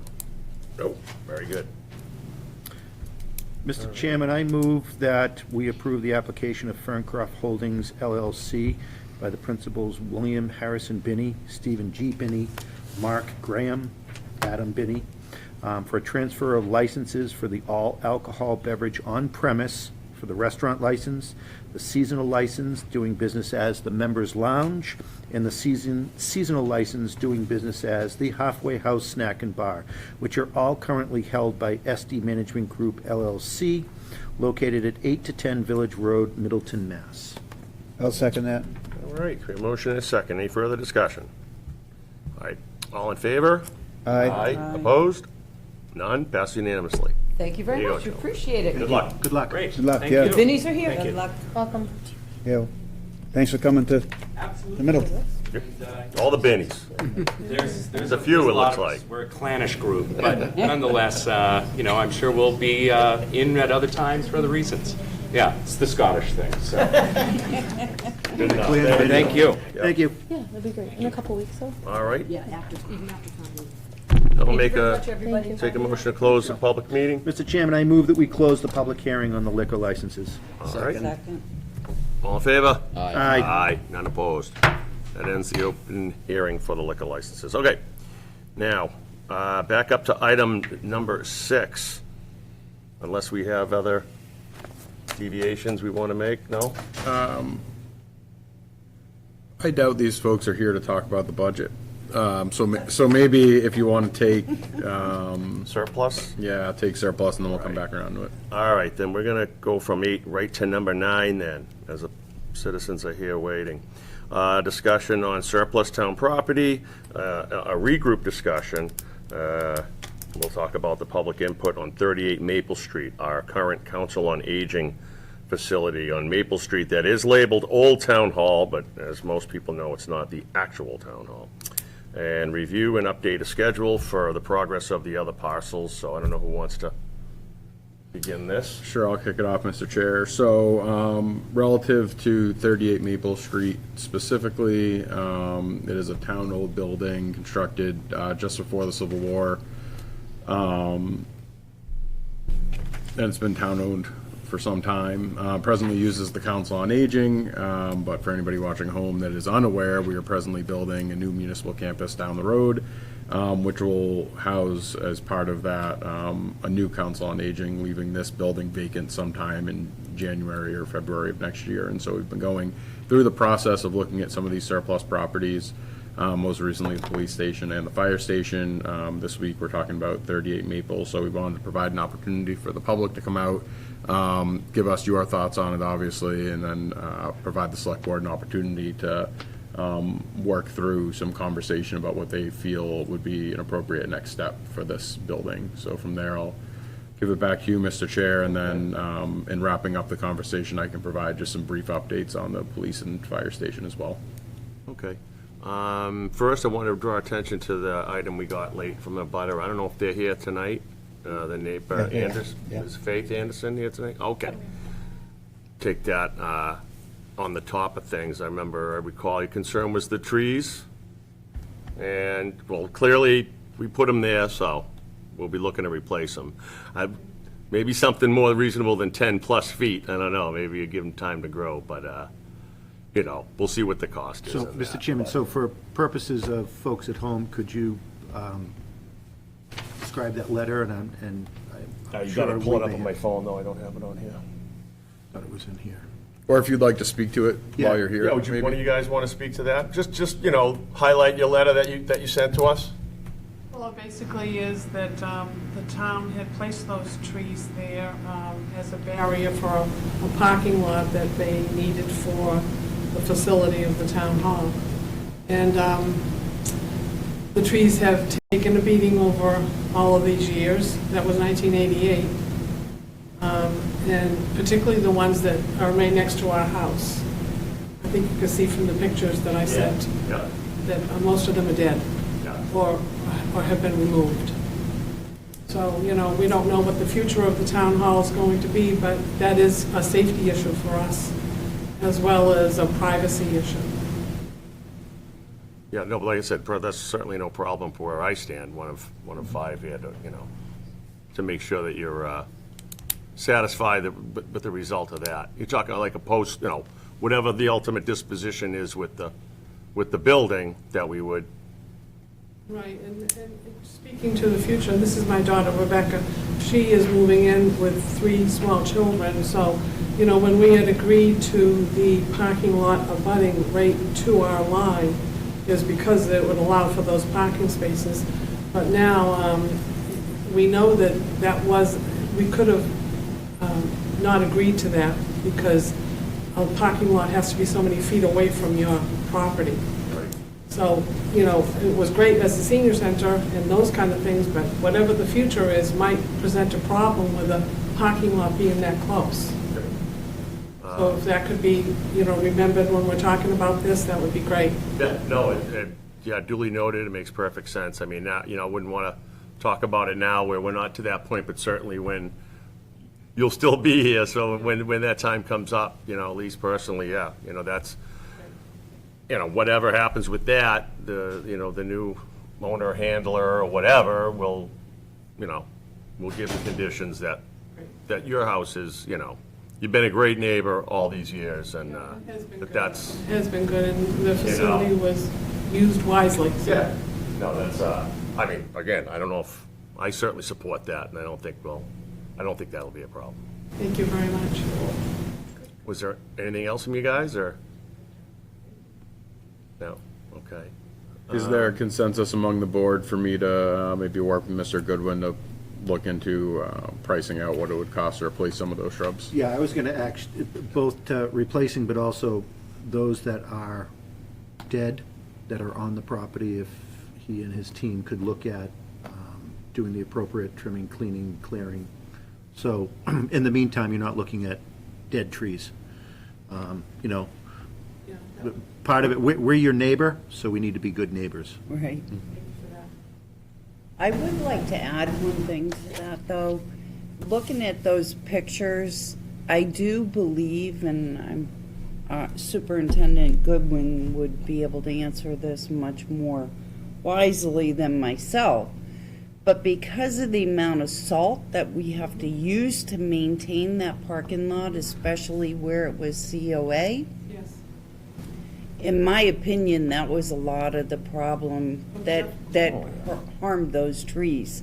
So if we go and replant those trees, and we're still using that amount of salt, it won't be used for the I would COA. expect we will not be So using it. depending on whatever it's gonna be No, it's a used good- for, it will be a repetitive problem. No, that's a good point, and one that wouldn't, be strange to Mr. Goodwin to make sure going forward. Unlike the past practices, which wasn't probably a bad practice, it's just been so long, It did last you for know? quite a few Yeah, years. so you can see how that goes, but yeah, And then good point. the other option for Yeah.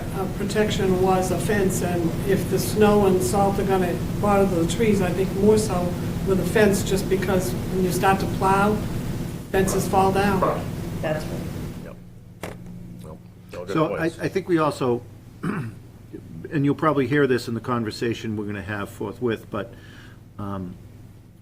part of the determining how we're going to, the final disposition of this property, whether it's utilization by another organization within the town of Middleton, whether it's an outright sale or any combination thereof.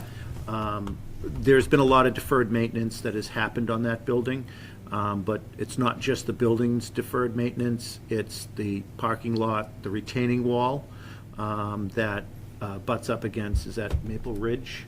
Maple Ridge, is that the condo development? The other side. Oh, the other side, okay, but. Private residence. Yeah, the private residence on the other side, so there's, John would know that he's there a lot. There's a lot of deferred maintenance on that blockstone retaining wall that has to be done. I would say if that building was disposed of, i.e. sold, there'd likely be a need for possibly some septic work there and otherwise. So I just want to make sure that that is all baked into the discussion that the superintendent's going to have about, but I think what you're probably hearing from this board is we're committed to being a good neighbor. Yeah. That sums it up, yeah. So, no matter where we go with this, and I would almost agree with Deb that any more bushes that go there are gonna be the same problem, and it almost needs to have a tall fence to me for you, which would probably give you much more privacy than.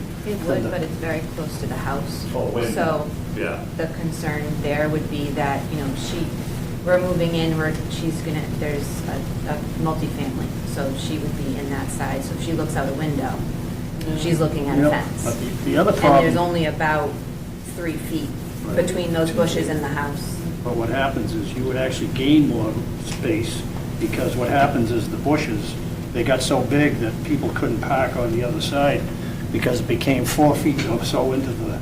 And that's why Faith and I had that talk one day, because I trimmed some of the branches off the trees because nobody could park there anymore. So I think there's a double issue there that. But then also, the question would be like, if there is a law with how close a parking lot can be to the line of the property, if that would be able to be moved over, then a fence would be obviously even better. But that would all have to happen with whoever buys it or whatever happens. That would be. You'd have to survey it and put the But yeah, lines there. that's, makes sense. And again, go right It's not an back. easy answer, I don't think. Sorry? It's not an easy answer.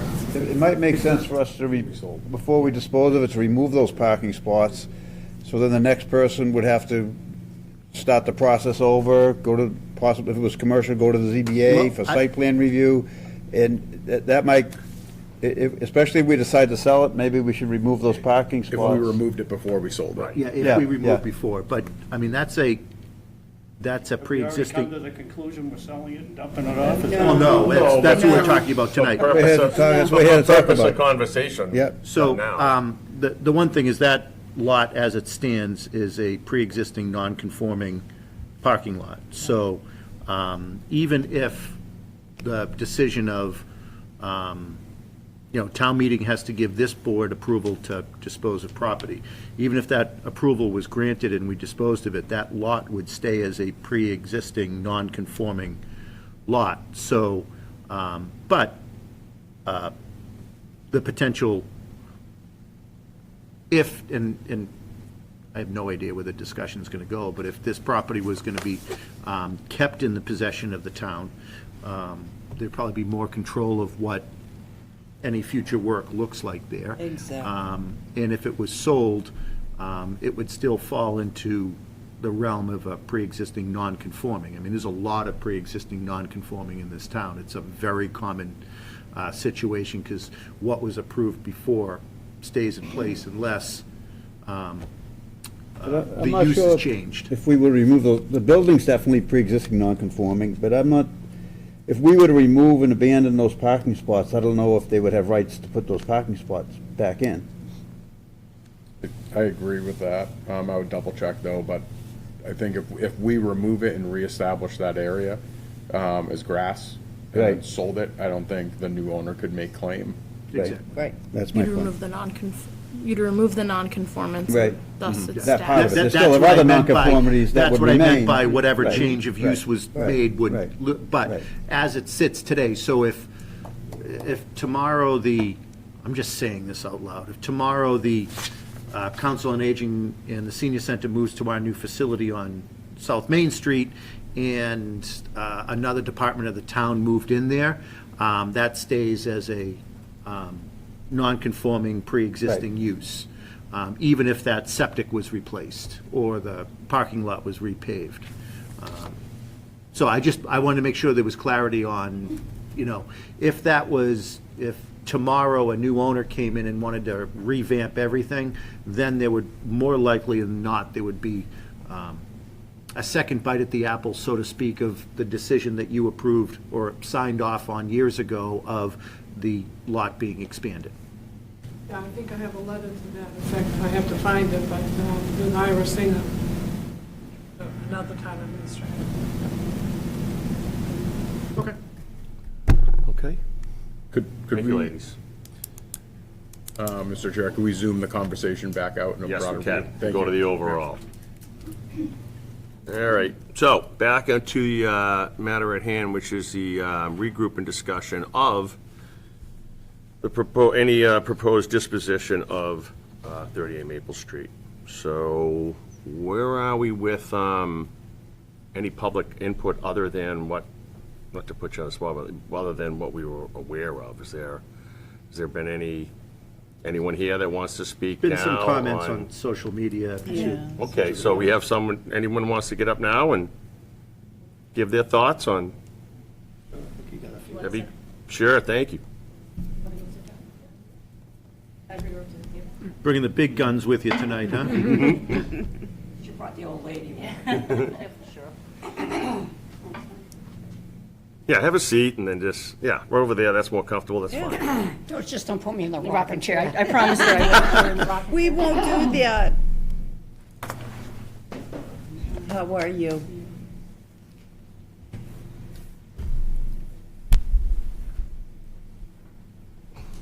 Julie. So this is Shirley Raynard, as you know, our town historian who's written a book on Middleton. I'm Ann Traggart Cody. I'm the president of the Historical Society and currently the chairman of the Historical Commission. Two different groups, just for the people get very confused with this. I think it might be a good point to explain this. The Historical Society is a private group that we have a museum on Pleasant Street. We have lots of town artifacts. We run educational programs. We rent out our museum. And that's a private group. The Historical Commission is a five-member appointed board by the town, charged with overseeing properties in town, properties of historic, well, how do I put it? Properties of historical Historical nature, things that come up with that, any historical activities in town, that have to do directly with the town.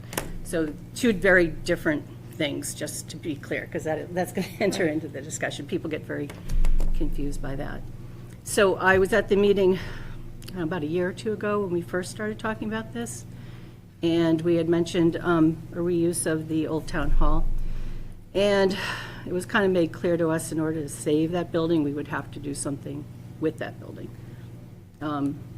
As a member of the Historical Commission, I've talked to them and people in the Historical Society. We are fairly committed to saving that building. As it stands now, the town only owns 3 historical buildings, the Flint Public Library, the Tramp House, the Old Town Hall, and now Memorial Hall at this point too, so 4.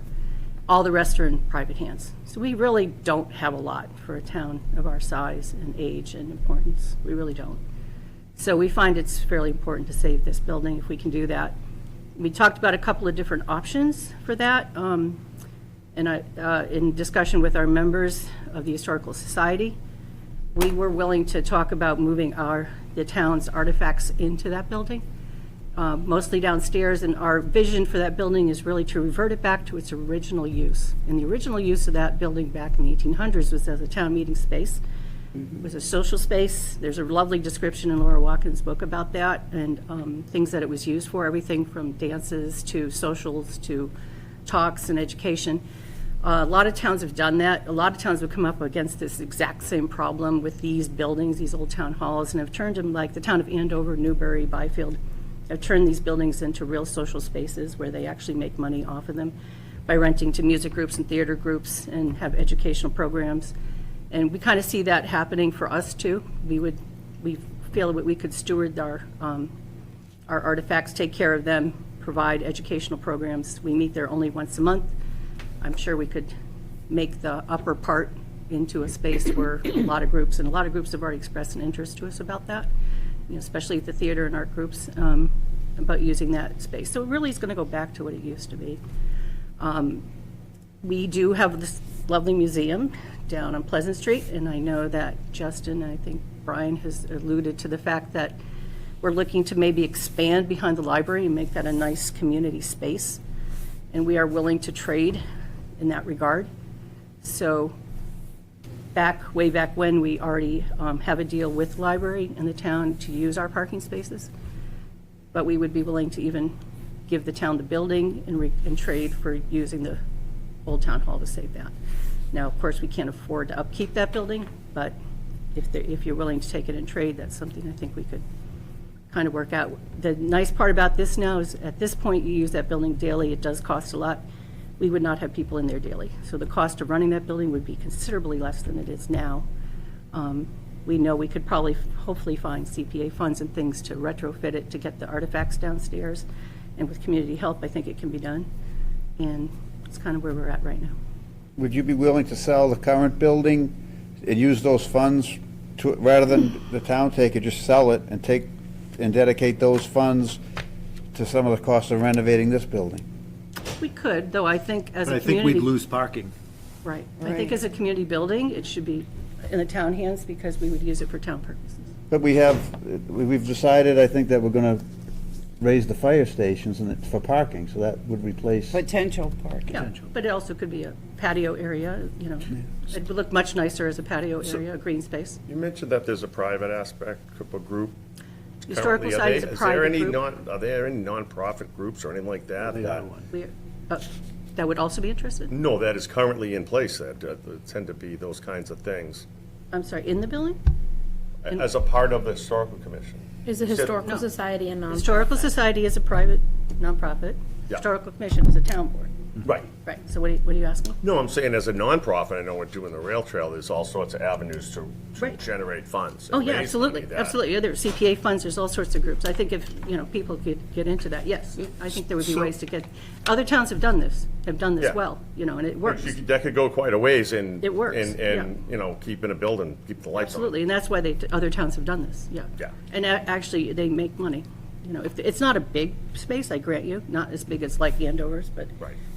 it has the potential. But before we, before we talked about deferred, maintenance, right? So whether it's the septic system, the retaining wall, the building itself, what would it cost to sort of bring that up to par so that it can be used for this type of Well, we use it you- now for the senior center. I'm hoping it's up to par for them. You know, just Well, the yeah. ongoing maintenance of it as That- any other and town not, building. not, you know, the retaining wall in the back, that's got issues.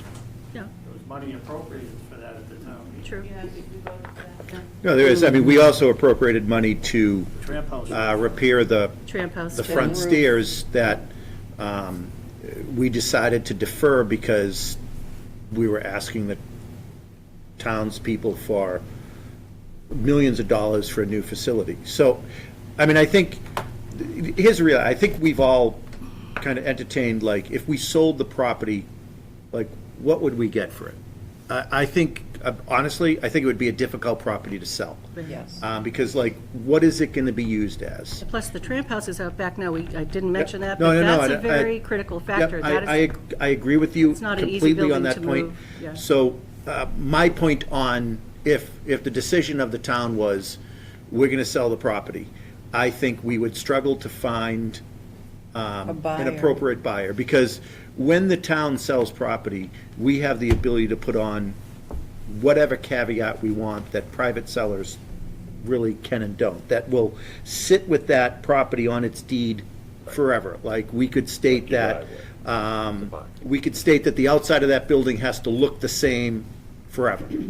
As a commission, we would say that too. And I would say, but if the decision was that we were gonna sell that, I think this board would probably lean towards, we don't want the character of the building with what it's been since 1848 or something like that to change, which would make it even more difficult, I think, to sell the property. So, I mean, I'm not going to prejudge this board or town meeting or anything else. I think selling the property at this point is probably not high on the list,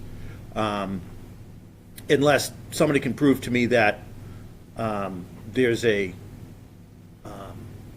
good and best use that would bring this property back onto the tax rolls in a way that made sense. I don't see that. Now, I've been down this road in Wakefield. I was on the board when we took what was known as the Little Red Schoolhouse. It was the only, for lack of a better term, single room schoolhouse that was in existence. And the town deeded it over, the town owned it, but deemed the operation of it over, where we were going to turn it into a kind of a living classroom. And here's what happened is, and this was at no fault to the historical commission in Wakefield, it was the budget realities of town meeting. In the beginning, there was a lot of excitement, it was built out, the building was updated, the outside was beautiful, and it turned into kind of a living classroom. And then the town didn't, as they went through the cycles of budget normalcy of great years, horrible years, great years, horrible years, a lot of ignored maintenance had happened over there until the ceiling and part of the roof collapsed. On the outside, building looked beautiful. We would go to town meeting and ask for money to do renovations there. More often than not, the answer at town meeting was no. I'm not saying Wakefield is Middleton, but I don't think that would happen. but my concern is that, you know, if your artifacts are going to be moved over to this building, it has to be a lot of the deferred maintenance. And yes, our seniors are there. There's been a lot of deferred maintenance for the last 20 years there. The front stairs is a perfect example. Brand new. The front stairs are brand new. Well, that was finally done. You are correct. The front stairs were finally done because we realized we couldn't defer it anymore, even though. The food pantry entry and the front steps are brand new. So I'm not opposed to this concept at all. I just want to make sure that we understand completely what the operating and carrying costs are going to be going forward. You guys are no way going to use this to the extent that the senior center has been using it in the Council on Aging, which you guys have wrung every penny out of that building and done a good job with a very small budget, including a very small maintenance budget. But I think it's important to understand, and I appreciate we'll transfer ownership of this building if we can utilize this building, but we need to figure out, like, I don't even know what the physical systems in that building, what is the life expectancy? I can tell you it's probably not as long as. Of which building? of the, Old Town Hall or the yeah, the old town hall. 38. It has better bones than the Memorial Hall does. Well, that doesn't Well, say a that's what lot. I'm saying. That doesn't I mean, say a we're lot, talking about John. trying to save Memorial Hall, and that building is 10 times better than No, Memorial. Memorial Hall is a whole nother discussion for another night that's probably gonna be a bigger kettle of fish. I just wanna make sure that we all have our eyes wide open of, what the cost is to that. And I appreciate, the opportunity to utilize this for more than just, the storage and the presentation of the town's historical artifacts, to continue to use it for, Well, things that happen because in you this have the town. tramp house out back too, so you've got a whole historical little conclave Yep. going on there, and that, we have the only tramp house really in this state, in a lot of New England, That's that's right. brick and preserved. If you Google tramp house, ours comes up first. Yeah, no, I get So, it. it's a, I'm picking up what you, And I'm all picking up up and what down you're the putting street, down. okay. Yeah, absolutely. But I just want to, and I would say on this property, we're in no big rush. Like, I think we're going to we've kind of made a decision on the police property. I think we're moving a little bit sooner to the issue of the fire station for a whole slew of reasons. It sits on the grounds of our library, and I think we can see a visible need there. We have to figure out how we're going to pay for that, because, that's an old building that, if it's going to come down. For this property, this isn't something that I think we're going to town meeting this year to ask for. and that's really where I Whatever. was heading with this. Yeah. I don't want any rush decisions on it. No. We're, And I'm fine if we drag it out for a while, that's yeah, fine. well, That I just think it's gives us gonna. more options to I think it's figure gonna it out. have to be dragged out, and Yeah. one of the things that we've asked Justin and the town leaders to also come up with is a mothball plan for the buildings that, it's not like Yeah. folks leave the council on aging and tomorrow, Yeah. whatever we think is gonna happen is gonna happen. Yeah, we've That building's discussed gonna stay vacant for a while. That's a big expense insurance-wise and. Well, For other reasons. we're gonna be paying insurance on it, but we're not gonna be, it's not gonna be occupied like it was, so there's gonna It's have to be different. regular visits of the properties, there's gonna So have to be. people, in there, yeah. Yeah, I Question- wouldn't say quick it's question. vacant. I would just say it's not going to be used to the Right. degree it's Yeah. presently. It wouldn't be used. vacant, right? It As long will as be we- storage there. Even putting things in it wouldn't So make you does jack the it. Historical Society have any, what type of funds does the Historical Society have to contribute toward this renovation? Toward the renovation, Yeah. So it's anything, how much? Sure, it's anything. $300 How much in you our got? checking account.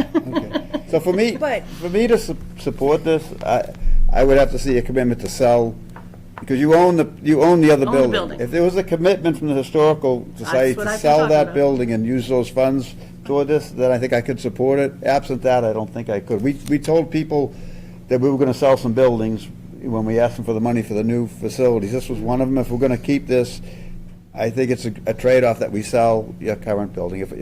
I don't think we need to keep the fire station property, your property, and this one. Something's gotta go. My opinion. So I don't disagree. I'm jumping in. You guys talk a lot. I agree, I agree. And I'm the female on this board. That being said, Just like who's on the other end. I know. That being said, Jeff, yes, we did make a commitment to the taxpayers of Middleton that when we were going through the properties, whether to dispose, whether to sell, yes, we had in mind that we would be selling some, but we would also be keeping some. I'm gonna take the elephant out of the room right now. I can tell you, I have spent the better part of the weekend going through the history in the town of Middleton that I've lived in for almost 50 years. Sorry about that. And you know what? There's nothing more that I would like to see than to see them in that building at 38 Maple Street. We have that tramp house, and like Ann said, it's going to be very hard pressed for us to sell that building and think, what are we going to do? Move the tramp house? Very difficult thing to move. It would be next to impossible to do that. Never mind what we could actually do for damage to the tramp house during a move like that. That to me only screams that the Historic Society should be in that building. I understand that, okay, it's not gonna happen, to Brian's point, no, it's not gonna happen today, not gonna happen next year. But at the end of the day, I think back to all the money that we raised for the Flint Public Library renovation, that same thing can happen for the Historic Commission. I visualize it. I actually had a And dream about I agree with it. you. We feel strongly enough that we're Yes. willing to sacrifice our building. This is a private My- building. We are giving up for this. My one question, This is where how you strongly we feel said, about this. Ann, you would be on the first floor and possibly Artifacts would probably be on someone the in- downstairs and the So activities upstairs. you would keep the elevator in have to. place? Absolutely. Okay. It'll be, We don't want to go back. no, it'd be the same function it used to be in its And you know early day. what? How much parking? We're sitting Don't need here that much. complaining that parking has always been an issue there. Well, we have a small parking lot now. So you have a and small it parking works. lot now. You Yeah. never overrun that. That, to me, just makes sense. That's my elephant's out. But, you Go know, ahead. The other part, there's, I think, two distinct things, how do you, You speak louder. for how do sure. you renovate the building? And then how do you pay for the ongoing expenses of the building? And you've talked about, other communities, using it as social spaces, as for arts or, theater groups. Well, can those uses, generate enough money, to pay for the heat, We'll have to ask the other towns how they do it, yeah. Yeah, And the towns ele- do it. It must work. It's to some And- extent, yeah. Is there, It does work. if a theater group, uses it, They for used to, yeah. rehearsals or put on a production or something, Yeah. where are the people going to park? Yeah, well, they used to put theaters, shows on there, I don't know how They they do did it it. now, They Costa. do it, yeah. They practice there now. Yeah. The theater groups for Neverland Theaters Yeah. use it. So they're Well, already yeah, there. it's one thing to practice, it's a different thing to put on a But I'm just production. saying. They might put it they're on putting somewhere on else and now. practice there. But they're not parking there to stay there during They're there the after performance. hours, after hours. They're practicing. So for the most part, it's a drop-off. Yeah. Yeah, well, we They could use work it and they go out, home. that's all stuff that could be. Yeah, but, if whatever use is in that building doesn't have a clear path of sort of maintaining that building, Understood. it's a very limited solution, because isn't. eventually the building will fall down on It would take. I agree. It would take someone who could keep it going and the grants coming and, it would take some doing. So, the first problem is, renovating it to the degree it needs it. The second is figuring out who's going to be there, what kind of revenue can be generated to, It'll take some research to see how other towns have done it. Yeah, agreed. So it's nice to be in agreement that we all want to see it there. It's going to be a matter of how we How you how we execute that. how So we I- afford it in a manner of speaking. I just want to be clear. So let's say the old town hall didn't even exist. Okay. And you guys came, or we heard on the street that you guys were looking to sell your property behind the library. I would say, as a member of this board, if that property was going to be sold, I would immediately say, I think the town has a main interest in that property. That's our For a thought. whole Yep. slew, That was for a our whole thought. slew of reasons. Yeah.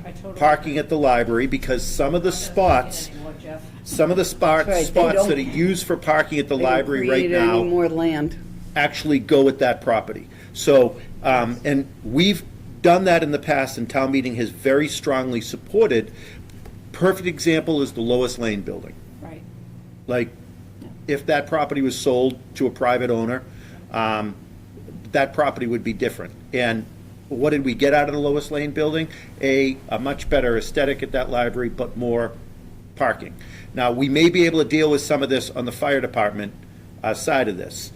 So I appreciate the concept of the property comes to us, we continue to own, we now own that property, and then we're on the hook for, maybe not on the hook, but we're going to be making investments in the old town hall.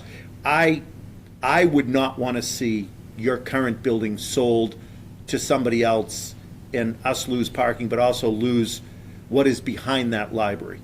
Now, town meeting would have to approve us taking ownership of that building. We would have to take it probably for $1, so you'll have 301 in your account, but, More than but, that now. so that's why I think if we can come up with a way of what, and we're not gonna have anything stronger than a really good back of the envelope of what is it gonna take to actually make that building what it should be if it's gonna be a town-owned building. I mean, we have, the one thing that I've said very clearly, look at the library. I give the library as a perfect example. We spent a lot of money on that addition and renovation, and I think the town has done a very good job of maintaining that building. Even to the point of this year, bringing in a historic review of the building to make sure that we are staying on top of the maintenance of the historic parts of that building, including the roof and others where Loretta found out that there were some maintenance issues that needed to be addressed. And so, and we're gonna have to do the same thing with our new facility. It'll be brand new for a while, like with a shiny new warranty, but there's gonna be updates and maintenance that'll happen. I mean, we've wrung a lot out of our buildings. I mean, our police station, we've probably gotten every penny out of that thing. So, And then some. so I would not like to see us take and turn that building into what you're envisioning if the property that you currently hold is sold. So. Because I think that puts, I think we're trying to put something that I like your vision for the old town hall, but we're maybe creating an issue behind the library that we don't need to create. But what I mean is, you guys are the landlord over there now, and you've given us the right to park in your property. Right.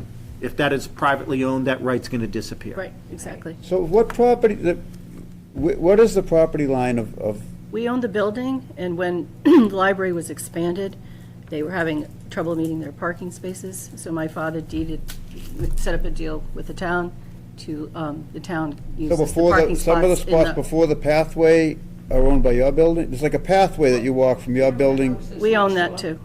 I know you own the pathway, but do you own some of the parking spots that are on the library side of the pathway? No, the ones in our parking lot. So to the for some. left of the building, So which anyone are, that the would town use uses. your parking lot now for the library would be parking on the other side of the pathway and walking through. Yeah, I strongly disagree with Brian on this, I just have to say, because it's not really, those parking spots aren't contiguous. We had the discussion last week about the fire station. The whole reason that we decided we were gonna keep the fire station was for parking. That's gonna give more usable septic, too. parking to If we sold that to fire station, the library than the actually, no. spots. I don't see that, it may be not there as much as I should be, but I don't know how many people I really see using those spots for library uses and walking across that pathway. I mean, Brian mentioned you could have, They do now for all programs. but we're gonna, if we That was tear the part of the fire deal. station down. And I see those half a dozen, if that, Yeah. parking spaces. They are used. I see that an easy trade-off as a result of whatever ends up happening with They- Four they Lakes. use it a You lot know, down there. I'm not hung It's up quite on a the bit. park. You know what I mean? Like, Yeah. yeah, I'm They use sure our that parking can be lot all worked the time. around when the end result happens with the fire station. I'm sure we can pick up a half a dozen parking spaces on that end. And to Brian's point, you could have another $1 in your bank account if you gave it to the town. How about you could have another $400,000 in your bank account if you sold it? But you know what, eventually, the town would want to buy that back. Well, as one, I mean, I disagree with you on that, because okay. I think God doesn't make it anymore. And when we had that problem, I mean, just to make it, we basically went out and the state paid for the majority of the library, and the townspeople privately, there isn't a stick of furniture in that library, or a book in that library, well, the books now are being bought, obviously, but everything, bookshelves, there isn't a stick of furniture in that library that the taxpayers paid for. Not one. right. And I There think was you're gonna a regret lot it of- if you give away or sell this land. 400,000, I can remember that, the town of Middleton selling the water to Danvers, and boy, would they love to have that back. Right? And I think, it's only because of where it is, Jeff, not because of what it is. Well, and that's a decision that would happen at town meeting too, Yeah. so it's not not anything up to we're us. gonna get. I wanna get to somebody else that, one more time, and I wanna get to somebody who hasn't spoken yet. John? Yeah, I just, I look back and I say, oh, I grew up here, I've been here almost 70 years, right? So I look at the changes over the years and what's evolved in time. And also, I think there's key points in every time, at a certain time in a town, where things can really turn one way or the other. And I think we're at that point right now where things could turn for the history of the town of Middleton. It's going to change drastically. If we think about selling, right, to Ann's point, we only had like 3 pieces of property left that the town actually owns. We went out and bought land. We bought land on Locust Street. We bought land for the new place. We spent millions of dollars, right? We spent peanuts for those, if you're talking about that years ago, right? So you want to sell it for $400,000 or whatever.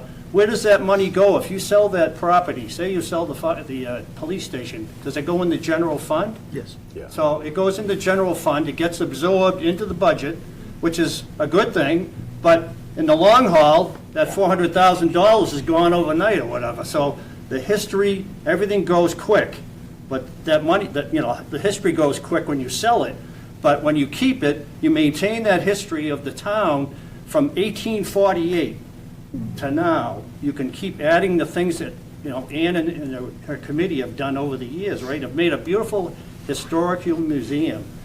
That could even add to it. The tours that you can give for the kids, for the tramp house, the whole thing is so much better to me if we just maintain that area. It's not going to get used that often. It's probably going to be even less used than it is right now as a senior center for the neighbors next door. So it's like, I don't see it as a loser for the people of Middleton. It's going to help maintain our culture and our history of what we have in this town. But It's a win. I know it's always about the money, though. how do we get there? Now, one way is if the Historical Society sells the building, and then that money is put into 38 Maple Street. Right, that And if it's, the current property goes on the tax rolls, the tax that's generated from that can go toward maintaining of 38 Maple Street. It won't be a huge amount of annual revenue, but it'll be something, and that goes toward closing that gap of maintaining that building. So if you do that, the parking spots we have for our parking lot right now are what the library needs to meet their needs. That's why we deeded that over. So if the fire station goes, then you'll gain those spots back. Whoever buys the museum now will have their parking lot that they need and their parking. But you would have to sell the fire, get rid of the fire station and make some parking. Because right now, the library meets its parking needs by the spots that we gave them with our parking lot. There's 2 things. One is between the equipment and firefighters parking their vehicles on it, the fire department moving frees up a number of spaces. Mm-hmm. Number 2. Which the library has to have Yeah. to meet their needs, which they now meet with our parking lot. So are you saying that legal requirement is part Back of in the the day. spaces that the Yes. fire department uses? So Right. if the fire department leaves, so the firefighters aren't parking there. Right. It's not a legal gain for the library. It is. Okay, Yeah, because now our parking lot is the gain the library needed. okay. If you sell that privately, that building will need parking. So you that's better use the fire station and that parking to meet the library's I'm needs. saying without creating any new parking, the fact that the firefighters aren't parking on there, the Oh, I see, fire down equipment, below? yeah, isn't there, Yeah. that creates more use. Oh, I see where you're coming, yeah. I And, don't know if it's enough, though. if the, You'd have to count those spots when the library was built out, to make sure it meets, yeah. but, and also, you can replicate at the fire station Yeah, the things that happened with the Lois Lane house. yeah. Right? No, that's the whole point, yeah, That was torn down right. a new area was created that beautified and created some additional parking, and it can be done in the same, with the same funding mechanism. Yeah, So- exactly. Right. So property, so. It's a win-win there, yeah, that would work. Parking, I don't think, is an issue. That, I think that gets solved for the library with that. Yeah. So now we're talking about the Historical Society building and Yeah. 38 Maple Street. Right. So if we can use that building between the sale price Right. and the ongoing taxes to meet the needs Yeah. over there, Right. to me, that's worth It depends on exploring. how much it would cost. Yeah, Jackie was going to work on some of those I numbers have- for us. I have very preliminary numbers. So just roughly, our office started pulling this together. This is just fiscal '24. It's a little complicated, unfortunately, because the COA is partially coming for building maintenance and utilities out of the COA budget and partially out of my facilities budget, which is all town buildings mixed together. So I'm looking at roughly 15 to 20,000 a year for utilities, general maintenance, and cleaning and pest control. And that does not include things like when we did the ramp, when we do the stairs, the tramp house roof money that are separate capital articles. Is this and for then people that are in there every day, like dated, to have people in there every day using the building, or? Well, those aren't like building use, those are like the fuel, the water, the electric. yeah. Like there's a certain level of heat that we're gonna have to maintain, a certain like Yeah. water usage that you're gonna see. Certainly those things will go down somewhat. And like certainly we have the cleaning company coming twice a week, like that might not be what you're doing, but that's like We do $1,500 maybe do a once a year. year. So it's like $15,000 to $20,000 a year between all of those various components. And then the other piece, which we've stopped doing since I've worked for the town of Middleton, because we knew we were building the new municipal campus, is I have the entire ADA improvement plan that we are on the hook for with the state. So that's the other thing, is all of the ADA work was quantified before COVID and the pandemic cost increases, which for better or worse, that's escalated construction costs. So trying to get those better, more accurate for you, because I don't want to give you 2019 costs in a 2025 world when you might be trying to expend it in 26, 27, 28. So that's part of what we've been working on. Okay, and did you have anything to put in? I did. So I'm wondering about, well, first of all, I really feel the history of the town. And I, having grown up here and known this town forever, and I feel like you, that once it's gone, it's gone. And there are touch points in your life. And these are buildings that are touch points that have been here. And it's what you come back and you see. I hear you about the practical part about it, all of the stuff that has to get fixed. But those touch points, once they're gone, and that history is gone. And what a town values is shown by what they do. And so the library, the town came together. The library was here. The municipal complex, that's here. I just think I know you're looking at the big numbers, but to me, it feels like a small ask to keep history in the town.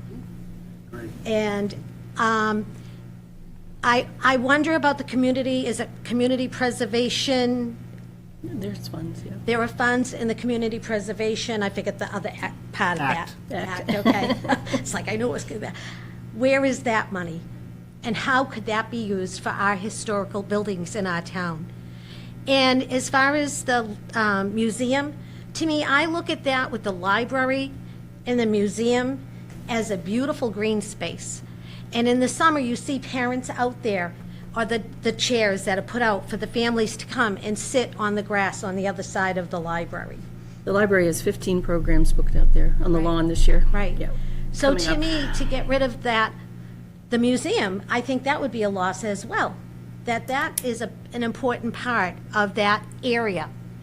The Lois Lane House, I don't know if there was historical significance there. I don't recall that being historically significant. created Yeah. a prettier. Just that historically, she was a really good She was. insurance agent. She was our real estate. wasn't She was our anything insurance historic about person.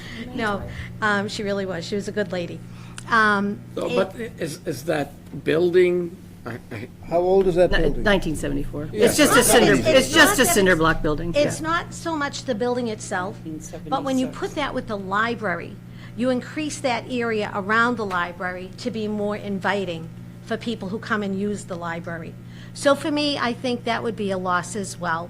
Maybe not. I mean, if you want to take the building down and make it green space, I'm okay with that. Maybe. I don't know. I'm not sure. I mean, gotta think the about that history's one. not going away, it's just moving to the Yes, historical campus. exactly. They're all good points. So, Yeah, yeah, so potentially, if you don't want to pay for the building, I guess take it down and make a beautiful, more green space near the library. If people felt that that was a better choice. So this lot that we're talking about is 23,203 square feet. A little over half an acre. Yeah. Not half an even, acre, just a little over a half an acre. Right. Unfortunately, That's how much square footage And we're what's it in talking the about. residential zone? Which, To you're keep talking the lot or behind. not Brings it in. keep, Where it your is, current it's Resident, so somebody R1A. could tear it down and build a house. It's but, doubtful. Could. fortunately, we have a good lead run time here to look at all these good thoughts and think about how we make this work, from Great. the Historical Society side, from the I don't, townspeople side, because from of our the side, from definitely. the administration side, and Great. we'll be talking about this again soon. And remember the community preservation money. And, Don't forget those funds. in the 20 years that we It's have probably in the had the half-acre zone. Community Probably Preservation zone. Act, It's probably in the 20 it's probably in the IMP, isn't it? 41.5% of the money has gone to historic uses, Like- even though it's only 1/3 of the approved uses. That we're preserving our community. We thank you for that. Thank you for that.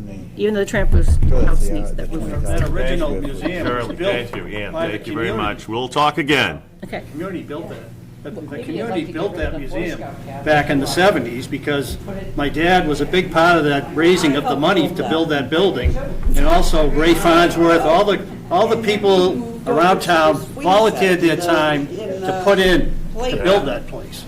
So, Mr. Chairman, I'll leave it one last thing.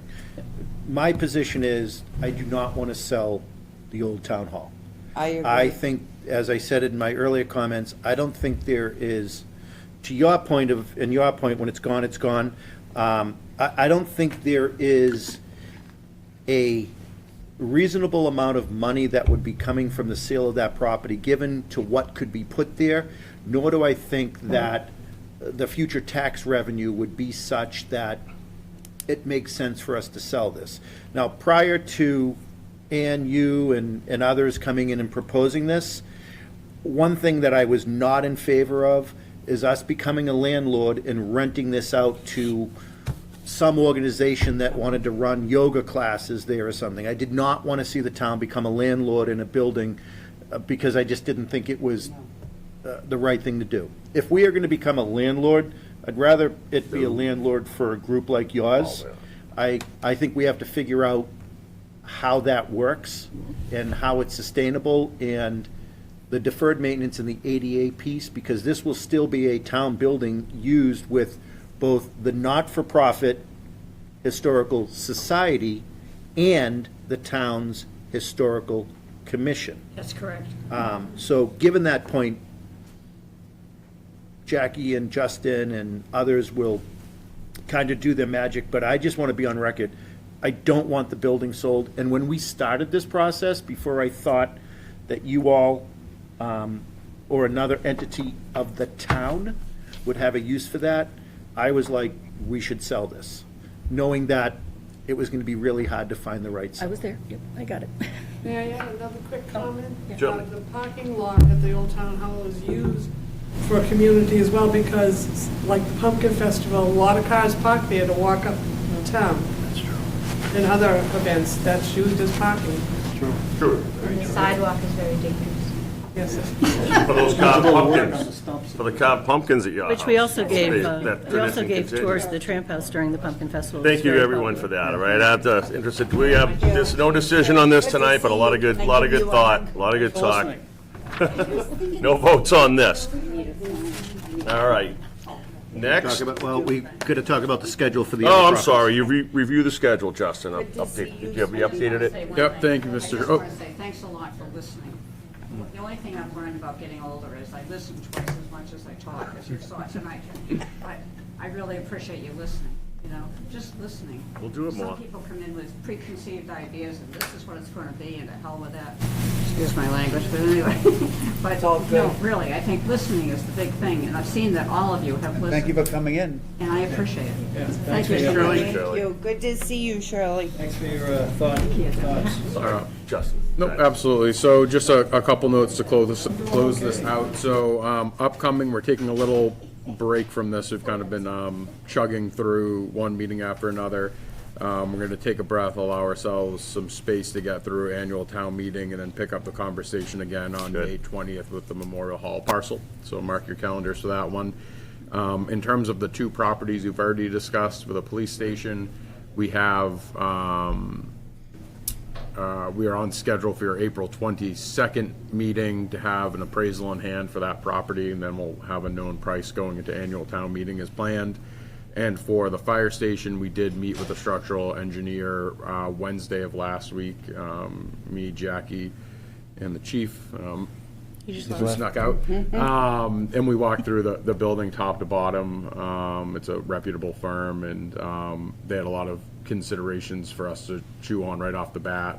Things like the septic system and the generator and other items that are kind of centralized inside of that building in the basement. So if we were to fully raise the structure, the additional cost of moving and rehooking up those items to continue servicing the library. So they're going to put a proposal together for us, long story short. So hopefully we'll have that for your April 22nd meeting as well. Well, there, when you mentioned May 20th, that's Town meeting. no, the town election, so we may not necessarily meet that night. No, I think we should give some thought to that. I would gladly punt if you're giving us an opening, but let's.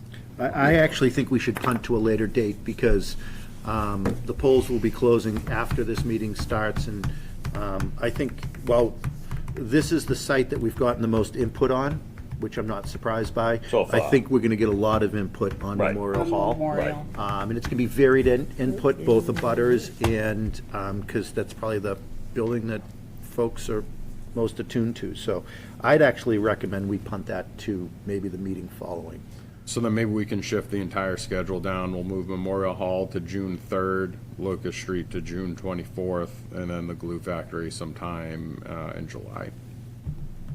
Good. Okay. All right, thanks for your input, and as well as to the members of the public for coming out. Well, absolutely. Okay, if there's nothing else on that, we will go to, let's see, what did I, Number 6. number 6, and discussion, 26 budget update and discussion if needed.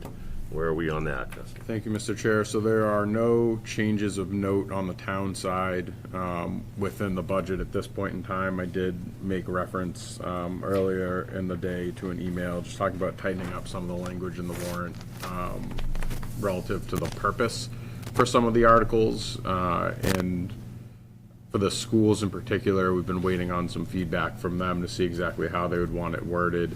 Masco reached out to us early in this week and offered that they don't have an appetite to break out detail for the total number of their override, the 467,000 and change.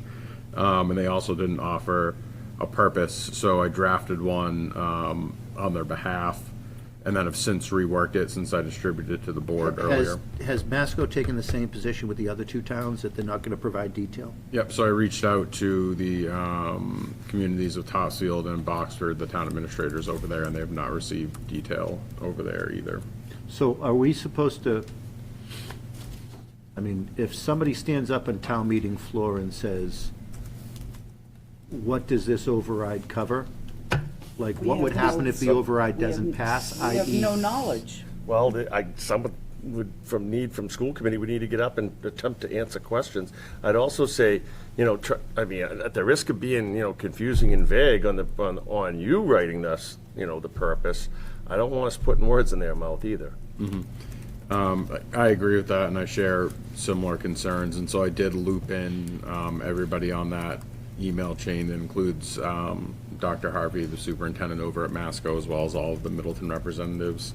for Masco, for that exact purpose. Is I don't want to offer something and then No. have them see it, go to print and say, what is this? So, I do have a final. We can't, it's not to be, we can't answer that. We do that now I have to get up and answer to it. I can't answer for the school committee. I feel the same. So I have some proposed language here, and if it sits well with the board, I'm going to go ahead and send this update to the folks over at Masco, just so that they can bless it and get eyes on it. But we do have to go to print, like we're at the end of the line here. If this board, there's probably, other than us and the finance committee, there's probably not any other board in town that knows our budget like we do it. If I can't answer the question of what does the Masco override cover and what happens if two towns don't pass it, I can't imagine anybody sitting on the floor of town meeting or walking into the polling booth will know differently. So, I mean, I think if the administration at Masco isn't going to give us an answer to that or isn't offering anything, then I think the school committee is going to have to, the Middleton Masco representative is going to have to step up and give us their input on that. If not, I mean, I think Rick, as chairman, if asked, I think your answer is, I don't know, because we haven't been informed. I defer to the school committee or to the administration. But That's I think we exactly. have to be very honest. I mean, here's what I've said from the beginning on all of these overrides. I mean, I don't want this to be a police and fire versus the elementary versus Masco. But, like, I think we're being extremely transparent. We're almost providing too much information, if there is too much to be offered, like, of what will happen if the fire override doesn't pass? Why is the rationale? Here's the data that proves it. What will happen if the police doesn't pass? This is the data that proves it. Now, the voters may say no, and as Barack Obama said, elections have consequences, and then you have to deal with it. I can't even tell you what the consequences would be with Masco if it Well, we doesn't don't get know what funded. it's gonna cover, so we don't know what the consequences are. I mean, There's no way for us sorry, to Jen. know. I'm fine with how the, school committee wants to handle it. That's not my issue, but I just don't want to be in a position where, like I said, that I'm, myself or yourself are answering questions, which I know they would get up and answer their own questions, but, as far as us penning what that is, that's my concern. That's my concern with that. I'm fine with it, that's fine with me. A shared concern. So it was offered from Mr. Carrier that a failure to pass would result in about $1.4 million in additional cuts, which would represent 15 to 20 positions, but not which positions it would cut. So it's pretty vague. The language that we had landed on, based on feedback received, was the proposed fiscal 26 Masconomic budget increase is 8.4%, of which 4.27% is already budgeted for. Can I stop you? Yes. There, I think, kind of expanded, 4.2% is included in the omnibus budget in whatever article number we have for the omnibus budget. But this is going to be the language that's also going to sit on the ballot for the 20th? No. It will not be on the ballot, no. So I'm just going to make this note on the fly here, Costa. So the proposed fiscal year 26 Masconomic budget increase is 8.4%, of which 4.2% is already budgeted for. No, is already included. I think we're using budgeted too many times in This too is many going to, different ways. this item's going to come up after the omnibus budget has been voted and closed.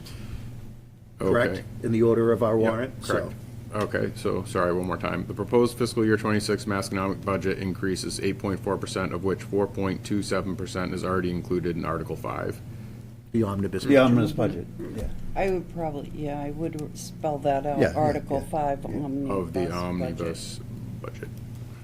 The unbudgeted increase. And then the remaining increase instead of unbudgeted increase. Yep. Because it's a question of whose budget, the no. the town's, Masco's. The remaining increase would be an additional 1.4 million split between the three towns, of which Middleton would owe 467,000. Maybe Middleton share instead of Middleton would owe, maybe Middleton share. reads better. Of which Middleton's share would be. And quite honestly, the only item that this board would respond to on that is, the question of, well, why wasn't the full Masco amount included in the omnibus budget? If it was, we would be making cuts on the municipal side. Yeah. We would be making determinations of who at the police station, fire station, DPW, library, et cetera, we would have to lay off. And quite honestly, that same argument is on the elementary school. Although the elementary school is still a department of the town, their budget is developed by elected members of the school committee. The 5 members of the school committee from the chairperson and each of them are the ones that develop that budget. That budget's not developed by this board, and it's not developed by the finance committee. Now, this board and the finance committee will make a determination if we support or oppose or take no position on that override, but at least we know similarly what will happen if the elementary override doesn't pass. It's going to mean this, this, and that. Or last year's elementary override that passed detailed several items that were going to be funded. Somehow disappeared from the budget this year, but it wasn't funded. And that was the ramification of it. So, I think, because there's been some communication going back and forth of why are we not funding this within our omnibus budget? Well, we're not, because the Masconomet budget amount that is being handed to us by the Masconomet School Committee and the administration and our representatives on the school committee would mean that we would be cutting municipal services. So we either cut municipal services or the Masconomet budget needs to be put on an override. And Not the whole budget, the portion above the Right, guidance that has right. been given. Exactly. We don't Right. expect every year increases in departments to only be funded by an override. We're going to fund that through our capacity and our new growth and other items like that within our tax revenue. But, come on, folks, meet us halfway, help us understand what that is, so we can be advocates for you as well.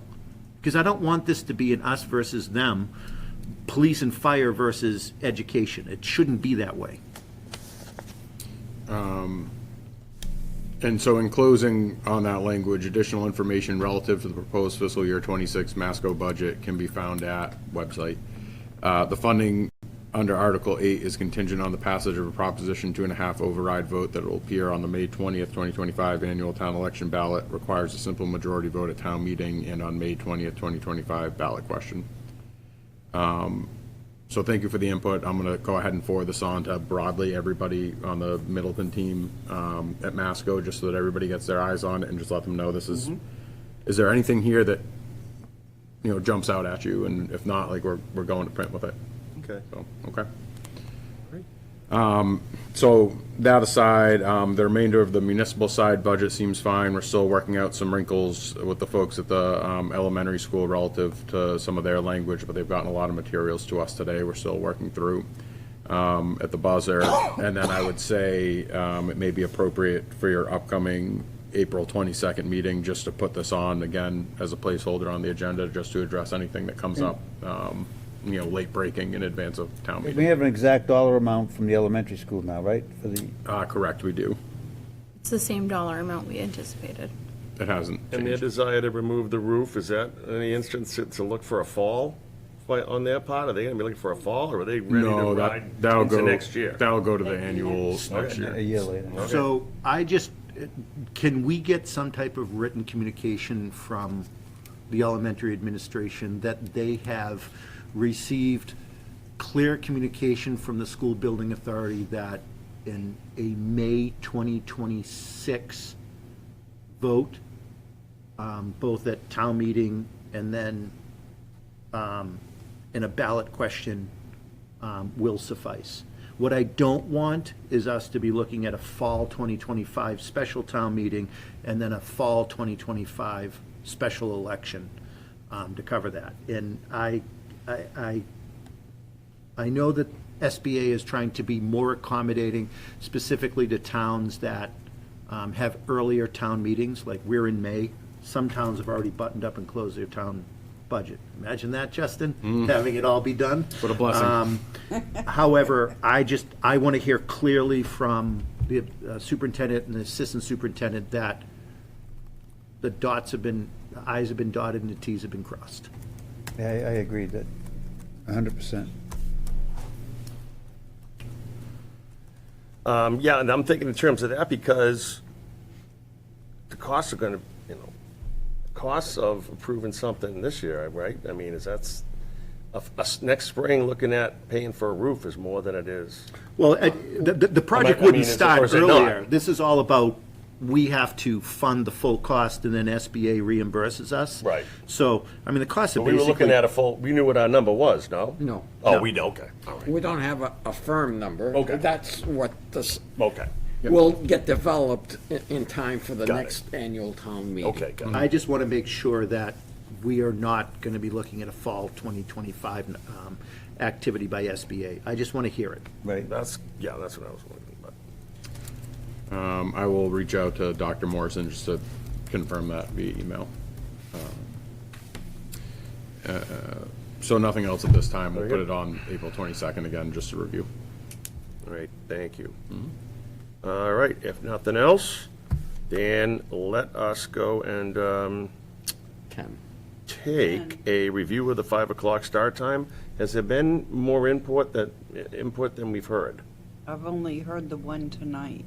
I've not heard anything to date. All right. And how does everyone feel about that, how I'm what good we're doing? with Is the it- 5. I think it should be on an hour. I wouldn't want to see a 5:30 because people get confused. Whether it's Yeah, 5 I or whether it's agree. 6, I think it needs to be at a, Well, a whole hour. For years, it was at 7:30, so. And then we moved it to 7. Then, No, but I'm saying, for the purpose of compromise, you'd want to do that, but then at the same time, staying at the top of the hour is Yeah. is the way to do it. So I think, I like our 5 PM start. I mean, our schedules have been, and our agendas have been pretty full, except for in the summer. I fully expect the summer because we have smaller agendas in the summer usually. So I like that you've been pushing some of the bigger items that, like public hearings and others, to later in the agenda. So putting some of the housekeeping at the beginning of the agenda, so if there are folks that want to get here, and then folks can be assured when you look at the schedule and say, oh, the item I care about is 6 PM, I don't need to be there at 5. I like the 5 o'clock start time. A perfect example is, just about every meeting, we have several of our town employees and department heads that are participating, especially during the budget season. I like how they can actually not have to be here from 8 in the morning until 8 PM. Exactly. I'd also like to get you two home at a much more reasonable hour. I mean, the amount of meetings that you two attend, never mind during the budget season. So I'm happy with 5 PM. I don't have a problem if after the budget session is over and we move into the summer, we may look at, maybe we 4? meet even, 4 o'clock?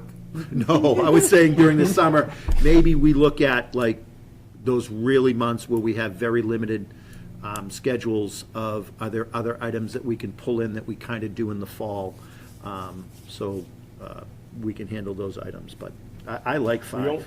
And we only we only do the one meeting in July in case, And if August. nothing's pending. One in August. Oh, do we know August too, yeah? Yeah. Okay. All right. And I would also include, as always, if a resident sees something on an agenda but has a personal conflict, we've always Yeah, accommodated. feel free to call and, yeah. because to Brian's point, we'd like to be, aware enough to do that initially, but if not, please bring it to our attention.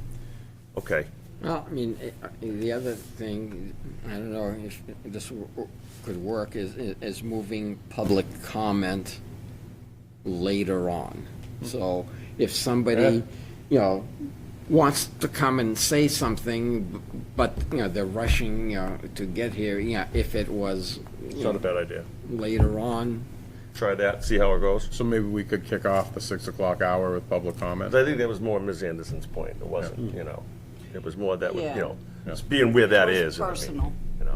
And that's reasonable request. Then we can just use that as a reset point. Anytime we hit 6, we'll do public comment, reset, and, And okay. any And we public can, hearings. we can let that run and see what that, we can always address it, reevaluate it later. Okay. Okay, good, so that stays. All right, so Lex, will take a motion to accept a gift from the Rotary Club of Topsfield, Middleton, and Boxford to Move we the food, I'm sorry, Brian, to the Middleton Food Pantry, the amount of $1,500. I move we accept with thanks. Okay, a second. Second. We have a motion in 2 seconds. All those in favor? Aye. All opposed? None. Passed unanimously. Updates and announcements, as I'm pushing to the finish line here. One update is that the date for Chief Will's Day has been set for June 28th this year with a rain date Good of June reminder. 29th. And another reminder, and I apologize if Justin mentioned it, the stream team is having Earth Day on May 4th from That was the 12 one. to 3 That was the one I was gonna at get. Rubchinook Park. Excellent.